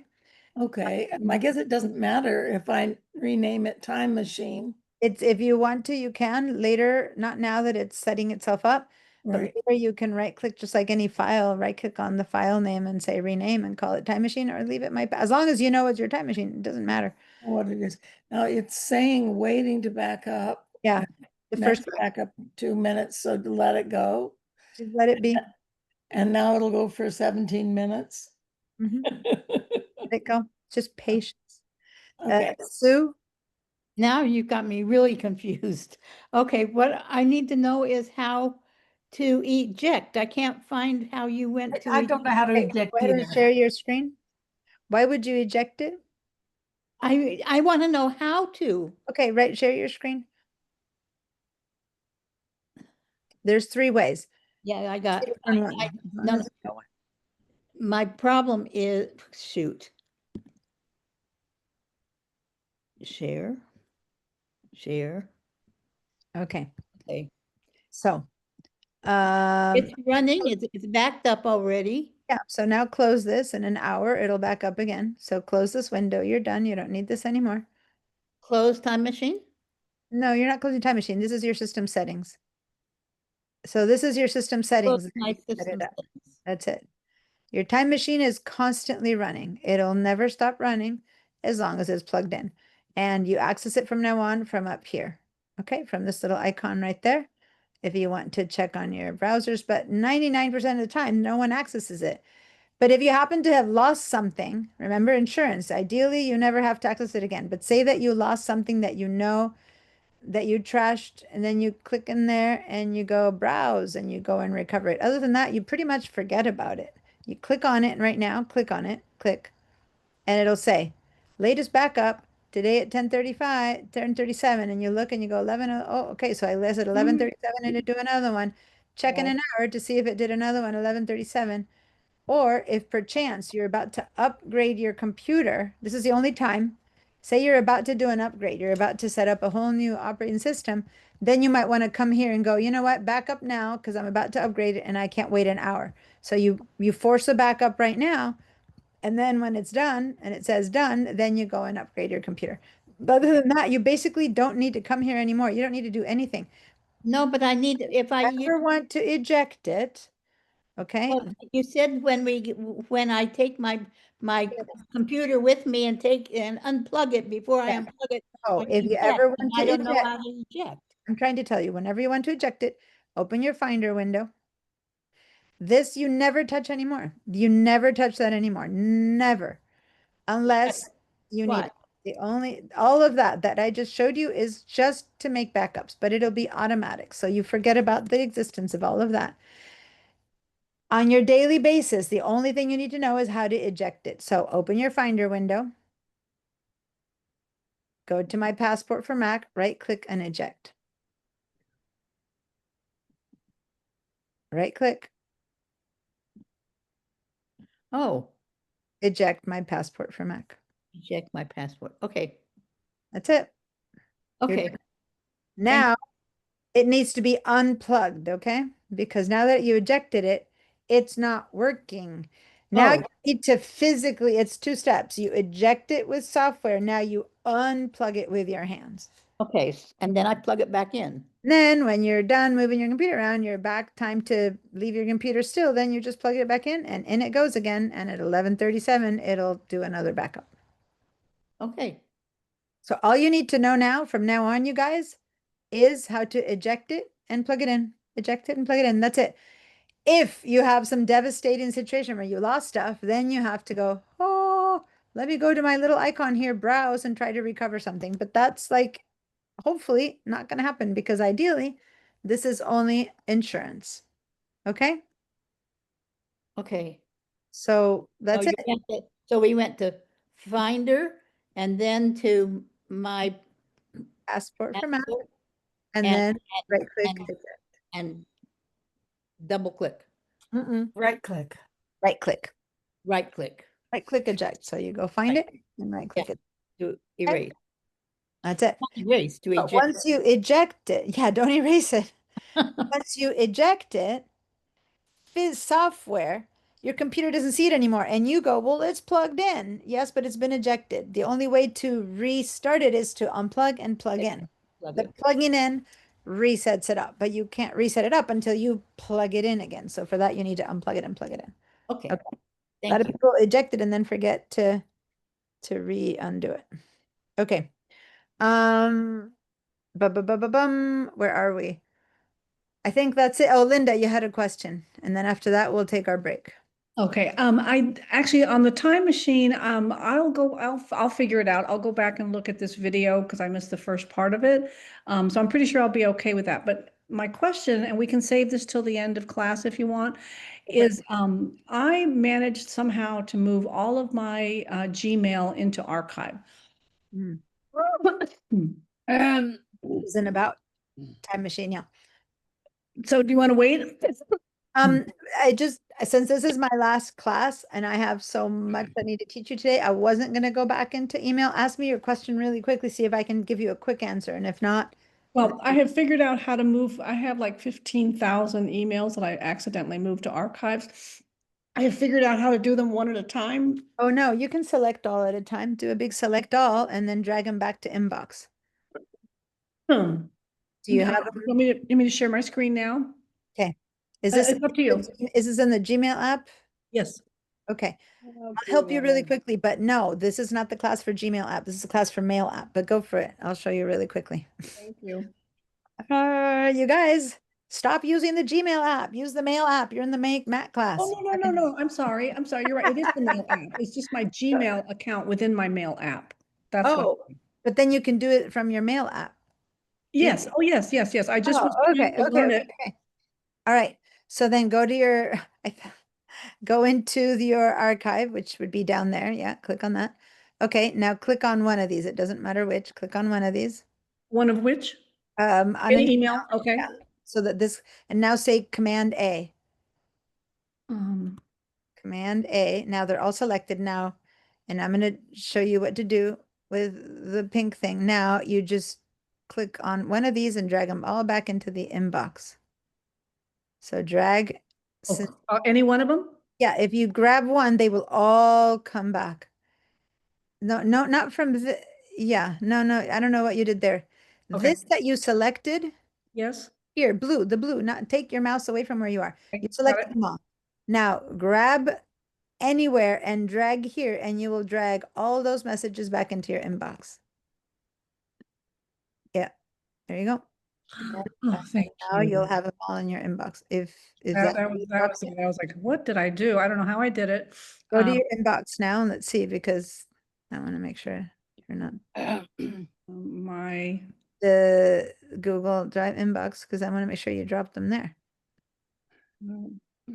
Okay. it takes a while because there's 15,000. Yeah, but I'm not sure you did it. That's why I want to make sure. Go to archive again, because it still says 15,000. Yeah, try again. Go Command A. Okay, now watch. When you drag them here, wait until this lights up. So put your mouse exactly here, drag them until inbox lights up there, and now let go. Okay. And now hopefully it'll all transfer. And yes, it might take a little while, but for sure it happened. Like I saw it happen. So now it needs to move in there.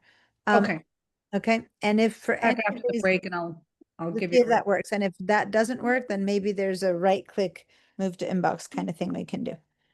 Okay, For now, thank you. there it is. Okay.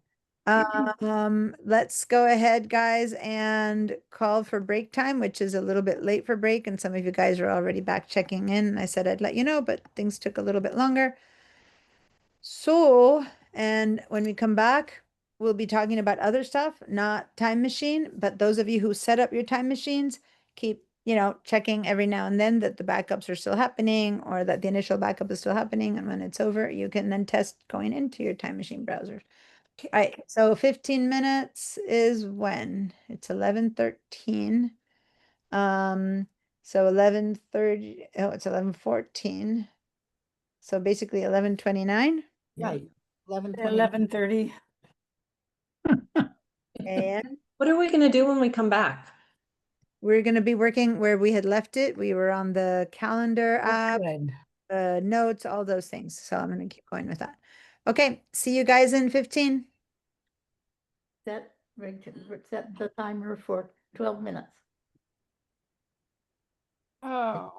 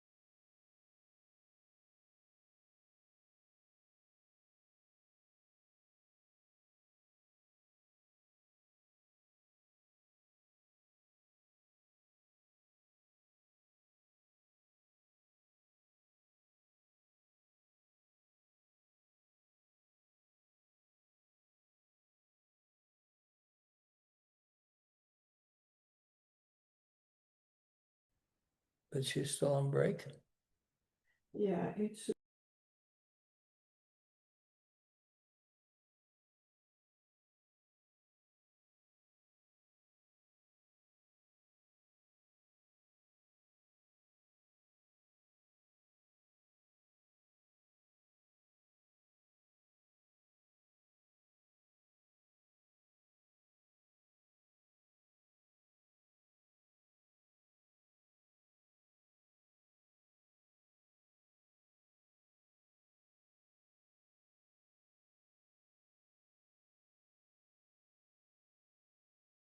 Okay. oh, that virus just knows of Santa Barbara. What's that?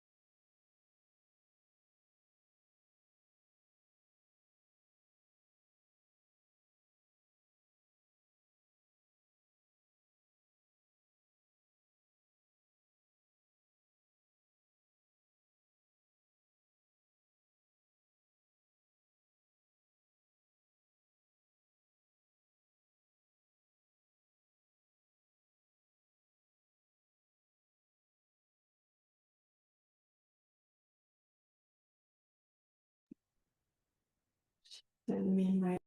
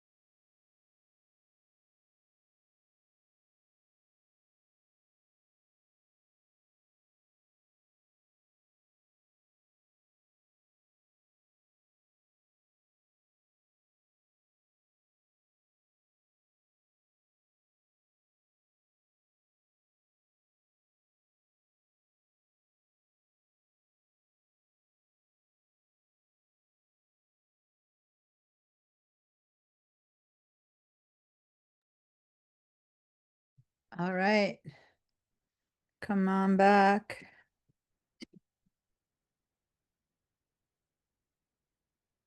Come on back. I've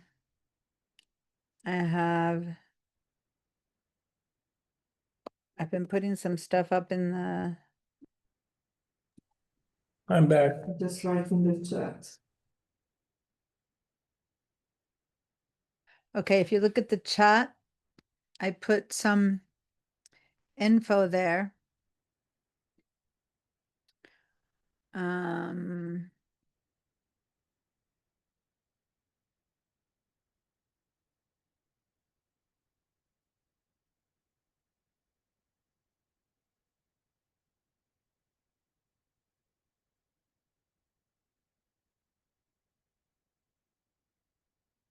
hold on, I've got one more thing to write.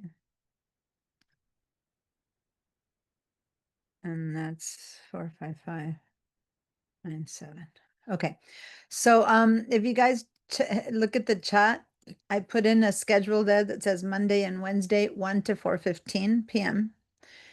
And it looks like all my Mac classes have been scheduled to be as of September 3rd, which is basically just 2 weeks away, believe it or not. Monday and Wednesdays from 1 p.m. to 4:15 p.m. twice a week.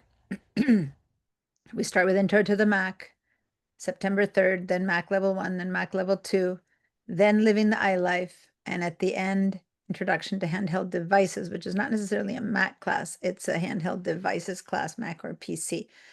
All of those at the top, it says Monday to Wednesday, 1 to 4:15 p.m. It's that they all follow one after the other. Okay. So if you notice that there's two CRNs, it says Enter to the Mac, and it says 44261, 44575. And then for Mac Level 1, it says the same thing, and so on and so forth. It kind of gives two CRNs. That's because each one of these classes I'm going to teach in high flex mode, meaning I'm going to be at school teaching at the school lab. So people who want to come in person can come in person, and people who want to be at home can be at home. So when you choose which one to sign up, choose the one that you think you prefer to do the most. Now, some people don't have a choice. They live far away. They're going to be doing online only. But some people are in town, and some days they might want to come into room 3, and sometimes they want to be at home. In which case, you can choose the one you think will be doing the max, and then you can just shift. Some days you're like to be in person, but one day you wake up with a sore throat, and you're like, I'd like to be at home. So then that day you attend online. Does that make sense? Doesn't matter which way you attend, but you need to sign up to the one you think you'll attend the most. So I'm gonna share this screen with you guys. This is how it shows up in Intro to the Mac. It shows up as two different CRNs, which are the ones that I wrote in there. One says Wake, one says online, but they're concurrent. They're exactly the same class, okay? So now I need 20 people for them to run, and these classes start in 2 weeks. Right now I only have 5 people because you need these to add up to 5, actually 3 in person and 2 online. So I need you guys who think you're going to sign up as soon as possible, because they're going to decide a week from now if they don't run the class, if they don't have people. And then after that, we have 3 weeks before the next one starts, and so on and so on and so forth. Okay. So same thing with all the other classes that I teach, but just letting you know in particular that this is the first one that starts September 3rd. So I put another link in the chat that takes you to this here, right above where I put Monday to Wednesday, 1 to 4:15. I put a link that when you click on it, it comes to this page. And this is instructions on how to register online. The first part is how to get into my SBCC. And if you know how to do that, you already know that. And then when you get here, registering is just 3 steps. You click on the class registration and schedule, right? Then you go to the word registration, because you're going to register. Then you clicked on register, add, or drop class, because you're going to register. Then you choose the term, fall 2025, and you hit submit. So this is basically the steps, and I'm going to walk you through them right now. If you want to sign up right now, I'm going to show you how to do it. So everyone who thinks that they're going to be registering, go ahead and register now. Then you have to tell them what's your educational goal. You need to do that once a term, and you can just leave it on undecided or just general education and say submit. If you change your address or change your email, fine. If not, you say continue. So they basically once a semester need to know these basic things. And you get to the final page where you basically have to put in here the CRN number. That CRN number is those numbers I just gave you, 44261 or 45575. But then when you're done putting the number, say you write down you say you want to register in all the MAT classes, you put all the CRNs over here, and then you say submit changes, and that's it, you're registered. So for those of you who have been doing the whole paper and all that, emailing, this is much easier as long as you try it out, then you're in. Otherwise, you can always send in a PDF, write it out and email them the PDF, those of you who've been doing that. Then when they get them, they start signing people in, okay? So that's the plan B. Now, if you think that you want to register right now, I would appreciate that if you were sooner rather than later. I'd appreciate if one of you guys who's going to register would share your screen, because since I'm not a student, mine shows up differently. But if I have a student registering, I can walk you through the process, and then everyone can see it and do it for themselves. So does someone want to share their screen who's going to register for any of these classes or a drawing class, anything you want to register for? Somebody want- Could you check your roster and see that I'm already registered, I think? Well, how about I show you how to check your roster yourself, because Okay. then you'll see this process as well. So go ahead and share your screen. I don't have anything on my screen, except you. Well, share your screen and I'll walk you through how to check your roster. Because you need to be able to know yourselves, you guys, if you registered to stuff, and this is exactly the same process, only instead of register, you check on your list of classes, right? So now open your browser, whichever browser you use, Safari or whatever you use. Let me move these things out of the way. Okay. Safari. Oh, you want me to go to my Run email pipeline? my.sbc. Yeah, go to your pipeline. It's not your pipeline anymore. It's the my SBCC, but yeah. No, not your mail. Up here where you open Safari, where it says search or enter website name, just write my.sbcc.edu. There it is. You got it. Now, go ahead and when you have it memorized like this, you guys, you don't need to write it because your computer's remembering, just so you know. But never mind. Right, all you have to do is put my practically. Right. Because once it knows, it knows. Mm-hmm. Try again. When it jumped like that is because it didn't go right. So please register. Let me just say that if you're not sure you can make those times, or you can make one of the days and the other one you can't, that's fine. You can still sign up and then only come one of the days and watch the recordings the second day. If perchance you think you can never come. So go ahead and say go ahead and say cancel for a second. Say cancel there, Sue, because your computer was remembering it automatically. So why don't you click on that blue thing that says SL Ward? Just click right underneath. Yeah, that's going to enter it for you. And now, oh, because that meant that you were supposed to touch your thumbprint. Do you have your thumbprint set up on your computer? My what? Thumbprint? Fingerprint. Fingerprint? Well, yes, I do, but I don't know how to use it. It never. Right. So right now it seems to be that if you put your fingerprint or your thumbprint, whichever one you remembered, on that top left key of your keyboard, that's what it's telling you, is that it's remembering. Go put but I don't know how you registered it, but if you put your finger on that spot. I did, right there. Okay. And then see, it put it in there. It logged you in. It logged you in because it remembers yours. You still should know it though, but okay. So now if you want to register, click on, no. Hold on. You were fine where you were. Back off of that. See where it says class registration schedule? Yeah, go to class registration. Now, if you want to check, back up for a second, because you wanted to check if you were registered. You weren't trying to register. So back up 1 second. I forgot. I was having you register, but go back up one arrow. You had asked a different question. You said you want to check. So go to my class schedule and bill. People who want to register, go to class schedule, but she wants to check if she's registered. Go to my class schedule and bill. Put in fall 2025, submit. And here it is. You're in Intro to the Max level 1, level 2, and you're in Microsoft Excel, Comp Skills, and Intro to the Max. So those are the classes that you're in. Do you see that, you guys? You can check it yourself if you're scheduled. Got it? So Okay. Thank you. So now you want me to go? no, that's fine. You just wanted to ask, I am I know, I thought registered? maybe you wanted to use my screen since it's up. But you've already registered, unless you want to register for like iLife for the photos class, for example. No, Okay, that's then too advanced for me at this point. then we're done because you are registered for these. So someone else who does, so you're done. That's good. Okay. But now you know how to check on your registrations. You basically go to the question, my class schedule and bill. So if anyone else is checking, that's how you would do. Is there anyone who wants to, I'm going to stop your share now. Thanks for sharing. Anyone else who wants to see how to register and can share their screen? No one wants to register for anything right now? I already have. My hand was up, so I was gonna volunteer to do Okay, that. go ahead. Go ahead and volunteer, Linda. Thank you. I thought those were questions, so thank you Yeah, for, um, go ahead and share your screen. And anyone else, go ahead and go up to the top where it says SPC Zoom US and instead click on there and way at the top.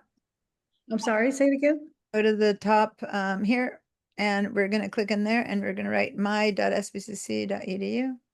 Just click one time. Oh, okay. Just click. Up here. Yeah. Do you see, maybe you have Zoom stuff in the way. I think I have Zoom too big. So click oh, on here we go. I the wanna- things that are, click on the black stuff that's Zoom we and go. drag it out of the way. Okay, I actually have my my portal, if I can get this out of the way. Well, anyway, I have it set up where I have a quick link to it. Okay. It's just that right now we don't see any of that, so I'll let you do whatever you need to. When you've got Zoom things in the way, we don't see them, and so Okay. go ahead and share whatever you need to do to get to that. Otherwise, all it takes is adding the address right there, but you might have Zoom in the way and you're not seeing it. Okay, so you see where I'm at now, right? No, right now, all I see is Zoom, join Zoom Workplace, which is what you get before you start. So I okay. don't know what window you're sharing. So I turn this off? When you say this, I don't, Oh, I'm sorry, the Zoom. yeah. I mean, I don't want you to stop sharing. I know, that's what I'm worried about. Can you, instead of saying this, tell me what are you I'm reading? seeing a Zoom screen, but it's not the one that says join the meeting. Okay, can you get to your browser? Can you go down? Yeah, I'm actually already on the site and I was getting ready to do it myself and then I wasn't sure if you were following or if I was Must have leaving. shared one window then instead of sharing the whole thing because we're seeing only this. All we're seeing is join Zoom Workplace, join from your Okay, browser. so that's what you're seeing. Okay, so do you want me to? Yeah, so I need you to do something else and see what I can see. I don't see anything else right now, so I can't do anything else. Maybe you need to reshare. Here, I'll stop your share and you reshare and this time share the entire screen so that we see everything that you're seeing instead of just one bit. Okay, so now it says allow app Zoom. Click on that and say allow. Click on that. Can you see allow app Zoom S? Click to make it. Nothing is changing if you click right now. Changing. Okay, here's what I'm going to say, Deanna. I've done this before. It's just I was a little bit just a rusty on the registration. It takes me a long time, so I was going to volunteer to get it done quickly. But I can figure this out. I'm taking up too much of your precious. Oh, because this is what I want to teach people to do. So actually, you're not. Okay, all right, I'm fine with it. I just feel kind of guilty here. That's fine. We're seeing here you're not allowed to move on because Zoom is asking you, are you allowed to use your camera and microphone? And it's waiting for you to say allow. Yeah, and actually what's happening is it's I've got some little wheels spinning and it's not allowing me to click on the allow. Yeah, so go ahead and can you go down to your Zoom, to your Safari here, say right click and quit, and let's see if we can just get rid of that. Oh, there we go. Now I can say allow. Good. There you go. Allow. Perfect. Now you can go up and yeah, you were already there. I can see you're already in that registration there. I see that. It's okay. Just ignore that. Go up to the far right. You have all these tabs up there. The farthest one is the SPCC registration. Yeah, there you go. Click on that one. Okay. Now go to class registration. And now click on register, add, or drop classes. Now say submit. Normally you need to choose, but this time it's already said. Yeah, there you go. Now scroll down. And it's showing you what your currently is, you know, CR. No, down. Keep going down. And then over here, you have to put in the CRNs. So which CRN do you want? Okay, so I'm gonna do the online throughout. Online of intro. Intro, I'm gonna do all these classes again. Okay, so I'll read to you online is 45575. See you guys, all you need to do is put in the number of the CRN. So put 45575. Okay, that's intro to the Mac online. Then to the next box, 45576, that's Max level 1. And then 45577, that's Mac level 2. Mm-hmm. And then, do you want Live in iLife? 45578. Okay. And the handheld devices, no. Yes, no? Yeah, I guess. I don't know. I didn't write that one down. I'm not sure what that is, but I'm. Okay. Your choice. Yes, please. At this point, if you're done, oh, yes, please. Okay, 45597. Okay. So if you're done, see you guys, it's 5 classes she's registering at once just by putting in the CRNs. And now go to submit changes right there and click. Boom. That's it. She's registered for 5 classes, okay? So the process, once you do that, is ready to go. What's that? That would have taken me 45 minutes, so thank you. Yeah. If you scroll down, go ahead and scroll down. It just tells you the classes that you just registered you for. Okay, there we go. Now, time conflict. This class conflicts with CRN 44263. You may not register for both classes. So what's 44263? Ooh, that's the intro class. How can they be? None of those are 44263. There's another one that you're already registered for called 45577. That's level 2. That's level 2. How can they be conflicting? Okay, let me do a screenshot. This is a problem. Because this would be happening to everyone. Why is the schedule saying that it's conflicting? Let me see. 455. She's got the wrong numbers up there. You do? 45575. 455. 75. She's got a 63 up there. 263. 263. But I read that to her. 4426. Oh, I read to you the wrong thing. So 44263 is Mac level 2 in person. And 44277. So you tried to register for the in-person and the online at the same time. That's right. And it's true. You can't do both. But you got registered for one of them. Which one? You got registered for the in-person one. That's what happened. What's the in-person number? 44263. Oh, okay. For Mac level 2, you ended up in the in-person one. Could that be something that you had already done that in July 9th. Okay, you see over here on July 9th, you had registered on July 9th, see? You registered for the in-person version. And then today, August 12th, we did the others. And so when you tried to submit 45577, it says you can't because you're already in this one because they're at exactly the same time. Does that make sense? It's not a big deal. You'll just show up as that way. Just be online. It doesn't matter. Okay? It's just, yeah, it's much more, it's fine. It's the same class. Get the links, because I'm not always able to attend and, Yeah, I'll send the links to everyone. And then right now, it's what you can't do to yourself is unregister yourself and re-register. That's much more complicated. It's okay, just show up on that one. When I email you, remind me that you're registered, that you want to be online, and I'll send you the link, okay? Okay. That's fine. All right. So you guys, there you go. Thank you so much for that. If anyone else needs some help, but other than that, I hope someone else saw how simple it is. You can keep doing it by registering on writing on a PDF and emailing it in, and then they do this behind the scenes for you. But if you learn this, then you're in first, right? Because if you send a PDF right now on those classes when there's a limit of people and you send in the PDF until they get to you in the pile and write your numbers in, other people are doing this and they're getting in there first, for those classes that have a lot of people trying to get in there at the same time. So if you do this, you're much faster and you're done. So anyway, just letting you know.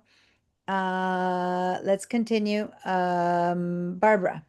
I have a update available. It says get the latest version of Dropbox to sync files using file provider. I just wondered what file provider was. Is that something through Probably Dropbox contracted with a I haven't used Dropbox for quite a while, so they probably have that company being the one that syncs their files. I do not know.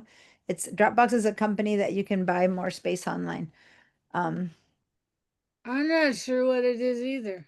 What Go do to you use Dropbox Dropbox and for? find it out. I don't want to, I have too much to teach today to teach other apps. I'm teaching Mac apps. So Okay, for I now- just wondered if I should upgrade it. Yeah. Update it. It's just update it. If you've been using Dropbox and they say it's time to update, go ahead and update it. If you've already been using it, then that's their need. They see that you need to update.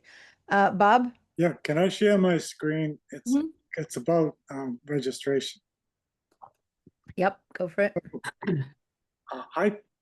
I typed in 44261. That's a number that I'm getting from the hard copy, the booklet, and it's intro to the Mac. You So should trust the hard copy. 44261 is wrong. Everyone who was registered in the intro to the Mac, it's not wrong. Anyway, it's fine. Let me see. 44261 is fine. That's intro to the Mac in person, but it says you can't because you're already in 44575, which is intro to the Mac online. Oh, okay. Right. And then same with 44262, they can't because you're already in 4456 set, which is the same one. So basically you did the same thing 3 times. You basically tried to register for the in-person version of the online that you already registered for, and that's why you got kicked out. Does that make sense? Okay, great. These 3 are the online versions. These are the in-person, and they're saying, well, you're already in that one. You can't register in this one, So that's I want to drop by in room 3. I can, right? Yeah, you can. No problem. You can drop in. So what I'm saying is register for the one that you either wrote down by mistake or not. As long as you register for one or the other, then you can choose that day which one you want, how you want to. The only difference is how I report the attendance and stuff like that. But I'll figure that out on my side. And then, Okay. like later on in the next few months, if something came up and I had to unregister, can I do that? Yes, you can. It's better to tell me and let me unregister you, because Oh. otherwise for me, when people unregister themselves, which you can't register yourself, you have to go to the front office and they do it. Then it shows up for me in a weird way and it causes me headaches so I'd rather drop you. When I drop you, you just disappear, than if they do it in the office and then I have to give you attendance and then drop you each day. So I'd rather you email me and I'll drop you. Okay. But yes, you can otherwise go to the front office and tell them to drop you. We're still allowed to come and go. Like the Yeah. timing, the afternoon classes for me are not the greatest. I turn on and I listen. Sometimes when I'm driving, I listen to the class. Mhm. Is that okay, doing that kind of activity? Yeah, Bob, you've taken so many and you know so much. Bob, by the way, if I haven't mentioned it in this class, Bob is available to help people at the public library, at the main library in Santa Barbara Public Library. He is there helping people with their Macs. And so if you ever have a question and we're in between classes, go there. Bob can help you a lot. But he's always in here listening in, learning some new tip or doing something. But yeah, you're fine doing whatever you need to do to just kind of keep going. You're good. Don't Yeah. worry. I definitely want to support the classes and sign up for them. Thank you so much. Yeah. And thank you for the work that you do supporting people when they go um, to the library. Okay, you guys, he's available for you guys. Go use him, use me, use my classes, and use Bob when I'm not around too, or when I am around too, because Afra, who's not to here today, but he sees Bob at the library and then he comes to the classes as well. So you can use both of us. All right. Yes, Linda. Is that from before? I'll lower your hand. Okay. Yolanda. Yes, I would like to get the same help. I when I got signed in these classes that I am attending right now, I was accompanied by my son, and I live with him now here. Okay, I have an idea. Yolanda, do you need to leave after class is over? Can you hang out a little bit longer? All I will do is just do the same thing that I know. the previous people. I'm just looking at the time. I want to teach a few more things, but I can help you right after the class is over. I'm gonna like the last 5 minutes and a few more into the break, and I'll help you register, okay? Okay. Don't leave. Don't like when I say, okay, bye everyone, don't leave, Yolanda. And anyone else who wants help for registration, stay and I'll help you register, okay? Yeah, okay. Everyone else who's in that position, just hang in there because I do want to keep going, but I do want to help you as well. All right, Kristen. So when I go, it's a registration thing. I just want to be able to look up the classes, but it won't let me move past selecting a subject. So I go to older adult, there's nothing relating to computers. So I can't move on. There is well, no, I mean, go ahead and share your screen, but you basically choose general education credits, something like that, and keep going. Go ahead and share your screen.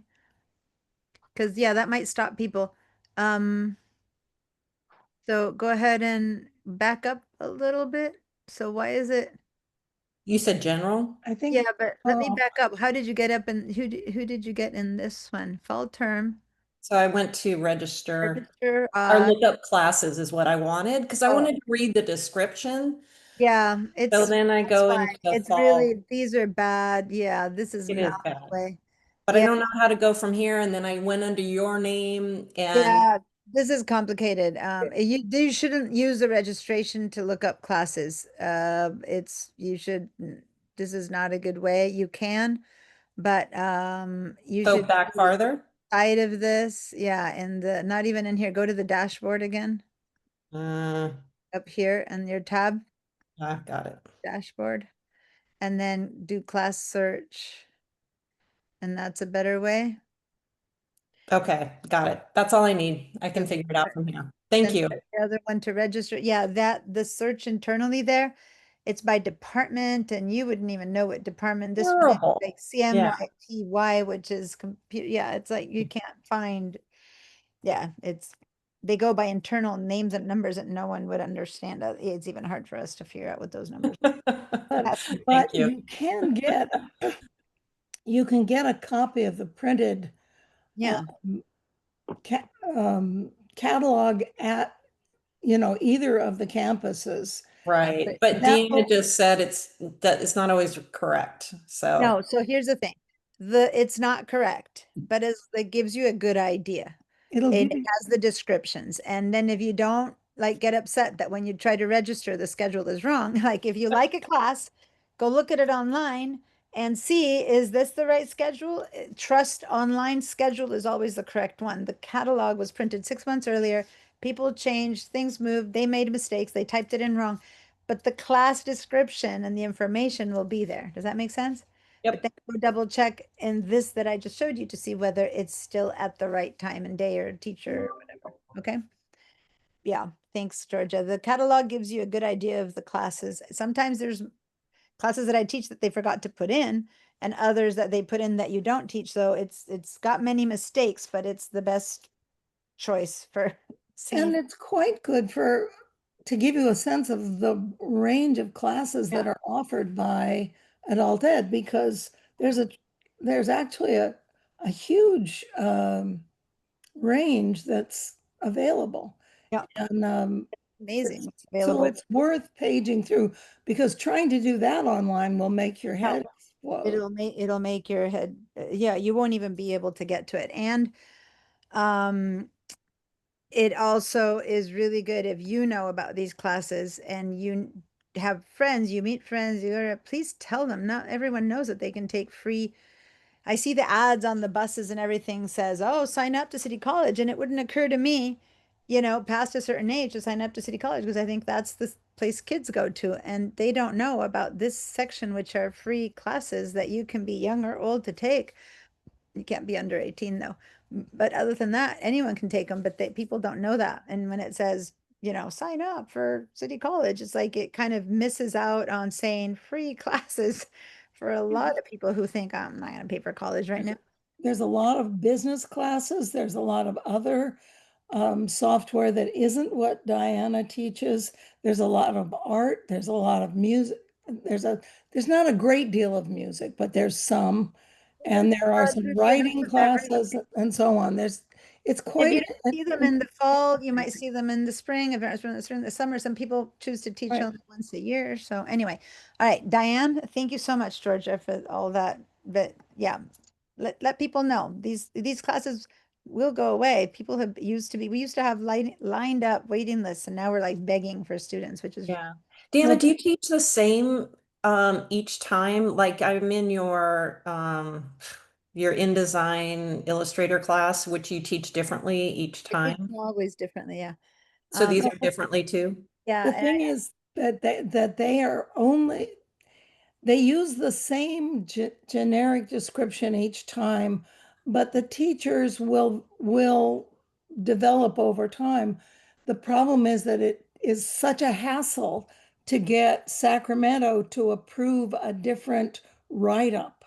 Yeah, That they it takes use the forever. same write-up, even though it's kind of iffy. Yeah, no, it's the catalog description is bare bones. It's usually old because it takes humongous amount of meetings and work, but we don't get paid for, by the way, in order to update them. And then after a year and a half, maybe they get accepted. Then by then you're already teaching something new because software moves faster. So I teach differently each time, especially in the art classes. I always use different images, different examples, because otherwise, yeah, how can you keep going? But yeah, Diane, you. Thanks for asking Yes, that. I have two questions. So you changed the time for the Mac level 2 to afternoon instead of mornings, correct? All the MAC classes are from And a 1 different day. Monday, Wednesday, 4:15 p.m. Okay, number 2 is when you mention the free Office app through City College, what is that? Microsoft Office, if you want to install it, that's like Word, Excel, PowerPoint. You can install it for free as a student. Go to the City College tech support and ask them to help you. When I teach those classes, I help you do them, but since I'm not teaching them right now, tech support can help you install them. Okay. You have to take the class though, right? No, you're No. just a student. And so those are classes that people might need to write up their reports, even if they're taking, say, geography, but they need Word to write the report. So as a student, you can download those classes. You might need to make a spreadsheet for something in your anthropology class. So no, those are classes you can take just because you're a student. Those are software you can download just because you're a student.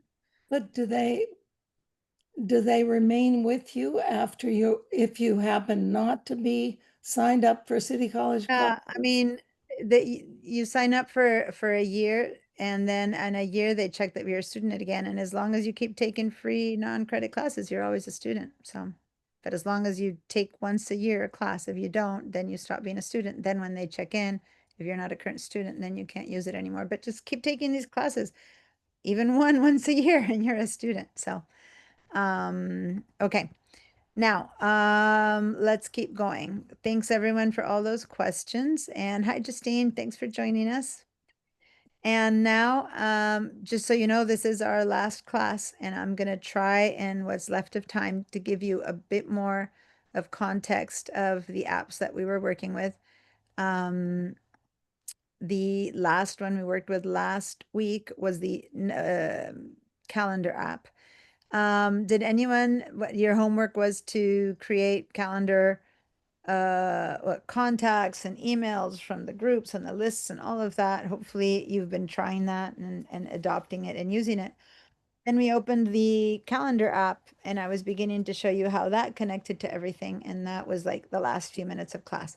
So I had hoped you would be able to open up and create some appointments yourself, but I know that that was very, last minute.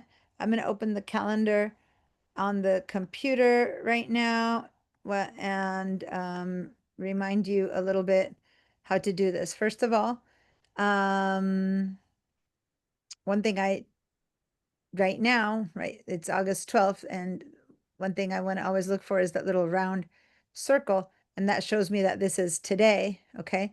And not only that, but this line shows me where we are in today, and then over here in red, it'll say the time that I am at today. So right now it's 12:05 of Tuesday the 12th, and that's where I'm at. So basically I have this much time class left of this appointment, then I have some break time, then I have another class, and so on and so forth, right? So, but this is a class that if I look for a week ago, and I'm in the week view right now, if I go back 1 week, there it was again for last week, and there it was for last week, and there it was for the week before. So this is a repetitive appointment that if I look at next week, boom, it's not there. Classes are over. And in fact, we teachers have something going on next week, and then we start the following week with classes again, okay? So right now, since this is just my school schedule, that means that this finished repeating itself next Tuesday, next Thursday, it's not even here. But last week I had it for Tuesday and Thursday. See, Mac level 2, Mac level 2, Tuesday, Thursday. So how do we set up these appointments? Let's go ahead and let's assume that you guys are going to take Mac Intro to the Mac on September 9th, okay? So let's all head over to September 9th. Sorry, what was it that it started? September 3rd, I think, as we said it started. Let me look at the calendar. The first one is, I believe, September 3rd, Monday, Wednesday, 1 to 4:15. So let's go make a repetitive appointment for that just to try it out. And if you guys don't take it, don't worry. This is just trying to learn how to make a repetitive appointment. So first of all, I'm going to go to September 3rd. And now the first, I can either scroll my way over week 1, 2, 3 weeks until I find September 3rd, or I'm going to back to today, or I can use this calendar and go down here at the bottom and see where I see September. Remember that you could maybe just see 1 month at a time. Let me just go back. By default, everyone sees just 1 month, so I don't see September 3rd. Well, actually down there I see the 3rd, but you can also put your mouse in here and drag it up a bit so that you can make appointments further up. So then I can just click on boom right there on September 3rd, and next thing you know, there I am on September 3rd. So I kind of like using this little calendar to take me to places faster. Usually I like to see 3 months at a time, because then I can click on, October 14th, and there I am, right? So September 3rd right there. Oh, I have mine installed already. Anyway, I'm going to go ahead and imagine that I don't have it set up already. So let me go ahead and say that the class starts next week, for example, right? So let's say that it starts on August 18th. So has everyone been able to navigate this portion? By the way, I'm in the week view, okay? If you're not where I'm at and you're not following, let me know. I want everyone to be at the same pace as me. So give me a yes if you're here, you're ready to set up a new appointment. Give me a yes. If you're like, I'm lost, I don't know where I am, then give me a no. Okay, Carol? I can't hear you. Do you want us to be in the week view? Yeah. I mean, you can do it from any view. I'm going to demo it from the week view. Yes, you're muted. You're muted, Carol. There you go. You're unmuted. I can't get that left column that's in gray. Okay, that one's go over here to the top, and in the calendar is the only one where it doesn't matter too much. But anyway, go to the top, this little tiny icon there, and click on it, and that opens your calendars. But it really does help for this guy. And then when you first approach, usually it'll have just 1 month down there. and I'll pull it up and have 2 or 3 months. And when I schedule things, I like to see more. That's just me, but you know, can have one at a time. So let's click on September 3rd. So we go there quickly. Okay. So we're in September 3rd. Let's go ahead, and I'm going to want to make an appointment over here that's more complicated, not your basic, you know, lunch. It's going to have more details in it. So I'm going to go, and mine is already set up. So that's the part that's a problem, but I'm going to make a new one as if it's from 9 to 10 in the morning or something. So I'm going to click and drag over here and see how I started a new event. So once again, you guys click from 1 to 4:15, since that is when it really is. And if you guys are not taking it, set it up and then you can delete it. Okay. No big deal. But click and drag along about route the time, you know. So right now I clicked from 9 to 11:15, and then this little box pops up that says new event. Even if you clicked away and you want that again, you can just double click and it appears in here. And then you can change the new event for Mac level. No, sorry, this is the intro to the Mac class, right? And I'm going to write fake in mine because I already have the real one, intro to the Mac. So that's the class that I'm setting up. And then it would seem that it's a class that's only 9 to 11:15, September 3rd, and that's it, right? First of all, let's keep going from the top to the bottom. It says add location or video call. For those of you who are always waiting for my link in the morning on Tuesday mornings, just so you know, this is a place where you can put the link. First of all, if you're going in person, you can just write Wake Center, and notice that there's a whole list of suggestions, and one is going to be Wake Center SVCC 300 North Turnpike. You can just write that, and you've already put in the address for the Wake Center for those of you who are going to go in person. Did you see how all I did was write Wake Center and it appeared? But for those of you who are maybe not going to be going in person, and what you're going to be doing is you're going to be attending online, then, and let me adapt, then what you can do is go to my emails, and right now you don't have it, but you can go to the email of today's class, right? So say that you go to the Mac level 2. Let me just show you. You can right click on this and copy this link, the link for today's class. And even though this is a different one, then over here, you can just paste. You can right click and paste, or you can cut paste. And there you go. That's the link to the class. So the whole point is that in the future, when you're ready to take this class, it's 9 a.m. in the morning, you just come to your calendar and you just click on this link, and you're going to join the Zoom. You can just click on Zoom, join, and it's going to take you to the class. That's a really good way to set up your classes, if you know the link. Does that make sense? For those of you who always wonder how will I know it if I don't get your email? Anyway, or the address or the Zoom. That's how do you join.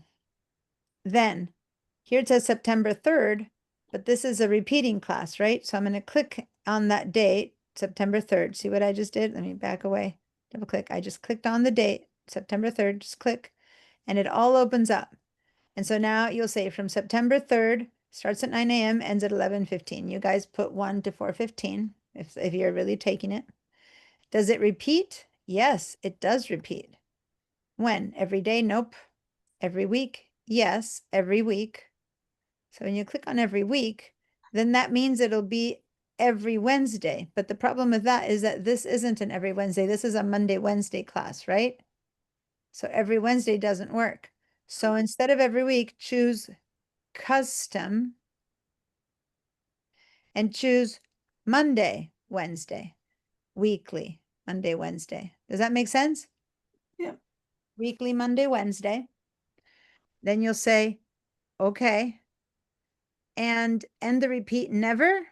If you say never, then this class is going to be appearing Monday, Wednesday for basically, I can go to year February 2027 on a Monday, and there it is, Monday, Wednesday, February 2027, because I never told it to stop repeating. Does that make sense? So what you need to do is tell it when to stop repeating. So you would say end repeat and then you check on the class information, and that class, I believe we said finished on September 22nd. Okay, so I'm going to go back here and I'm going to say and repeat on the date, September 22nd. So now this is going to repeat, repeat, repeat, repeat, repeat, repeat, and then it stops on September 22nd. Do you see that? It doesn't continue. Does that make sense? If you keep looking week by week, this is going to repeat for 3 weeks or 4 weeks. Did that work for you guys? If it worked and you're able to put it in there, give me a yes. If you, let me clear your answers. Hold on. I see your hand is up, Barbara. Give me a second. Let me clear your answers. If you're able to put in a repeating limited time, twice a week schedule, that's good. Then give me a yes. And then what we're going to do next is we're going to go ahead and we're going to open that on our phone. And we're going to try to see how, if we see it on the phone, and if we do see it on your phone, how to work that process on the phone. You should see this one that you just put in there, and then we are going to put it something else in there on the phone.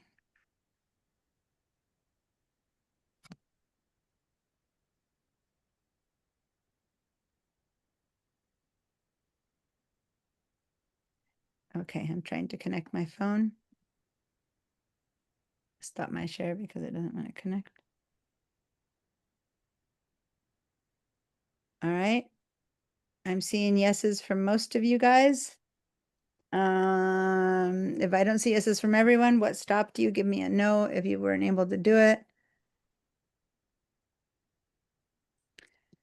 Okay, most of you gave me a yes. You're able to put in a repeating appointment. Okay, so let me now show you my phone. All right. So now let's go to my calendar. And let me see if I go into September 3rd, and I can either scroll over like this to drag 1 week, another week, and here I am at September 3rd. And it's not there yet. Yeah, there's this is my real one, but the one that I set up on September 3rd. I don't have the fake one yet, so it hasn't come through yet. So I have to wait it. But meanwhile, while it's coming through, we can make an appointment on the phone. Let's say that this time we want to make an appointment to meet. So I'm going to go back to today. And down here at the very bottom, you can see the word today. I've got to move this thing out of the way. Okay. So now I can click on today down here. Today takes me back to today. And now let's make an appointment for, I don't know, for Friday this week that I'm not teaching, maybe at noon on the phone. Maybe I'm gonna set up a lunch with someone. So I'm gonna click here and I'm gonna just drag, hello. Because I can't touch the phone with my finger because this isn't really a finger, this is on my screen. I have to go to the plus sign. You guys can just click in here like I did before to make it. When I'm going to go to the plus sign and I'm going to make lunch with Martha. I'm having lunch with Martha. So where should I have lunch with Martha? Los Olivos. Look, but that's give me a restaurant name. Elwood. Elwood? Elwood. Elwood is a restaurant? Yeah, it's the old beach side. Elwood. Very expensive. Elwood. It's a little bit hard because it says it a restaurant because we have so many Elwood places called. I was going to show you how it picks them all up, but Elwood at Goleta Beach. Whoops. Elwood at Goleta Beach. The Elwood at Goleta Beach. The Elwood. That one? Yeah. the Elwood at Goleta Beach. Okay, good. Lunch with Martha at the Elwood at Goleta Beach. Since I said the word lunch, it already went ahead and gave me a 12 to 1. I didn't tell it 12 to 1, but I said lunch. Had I said dinner, it would have given, it kind of is pre-guessing for me. But, we Argentinians, we eat late. So let's say that I'm going to say that it starts at 1. And then when I say it starts at 1, it automatically moved the end to 2. Like it just did that because it gives you a minimum of a 1 hour, I know, class ends appointment. Now, what if I know that I'm going to be chatting with her for a long time and we're going to go for a walk? So I'm going to change that one to 4. So we're going to be spending 3 times because we're going to have lunch and then we're going to go out to a walk. And so basically I'm going to block out all that time to be with her. And then how long will it take me to get there? So if I click on travel time here and I say travel time, then I can choose. It's going to take me 30 minutes to get there, 5 minutes to get there, 2 hours to get there, depending on how far I'm meeting her. Let's say that I say that it'll take me based on location, knowing where I live, it's telling me it'll take me 20 minutes. So if I choose to walk, it'll take me 5 hours or whatever. So I can just leave that one based on location. So it's going to warn me. What's this good for? Because it's giving me a little alarm to leave, not at 1, but at 20 to 1. I'm going to get a little Calendar. time to leave, time to leave. Does that make sense? Because it knows where I am, so it's giving me the time it'll take to get there. Some of you guys who live really far away, it'll give you a different time.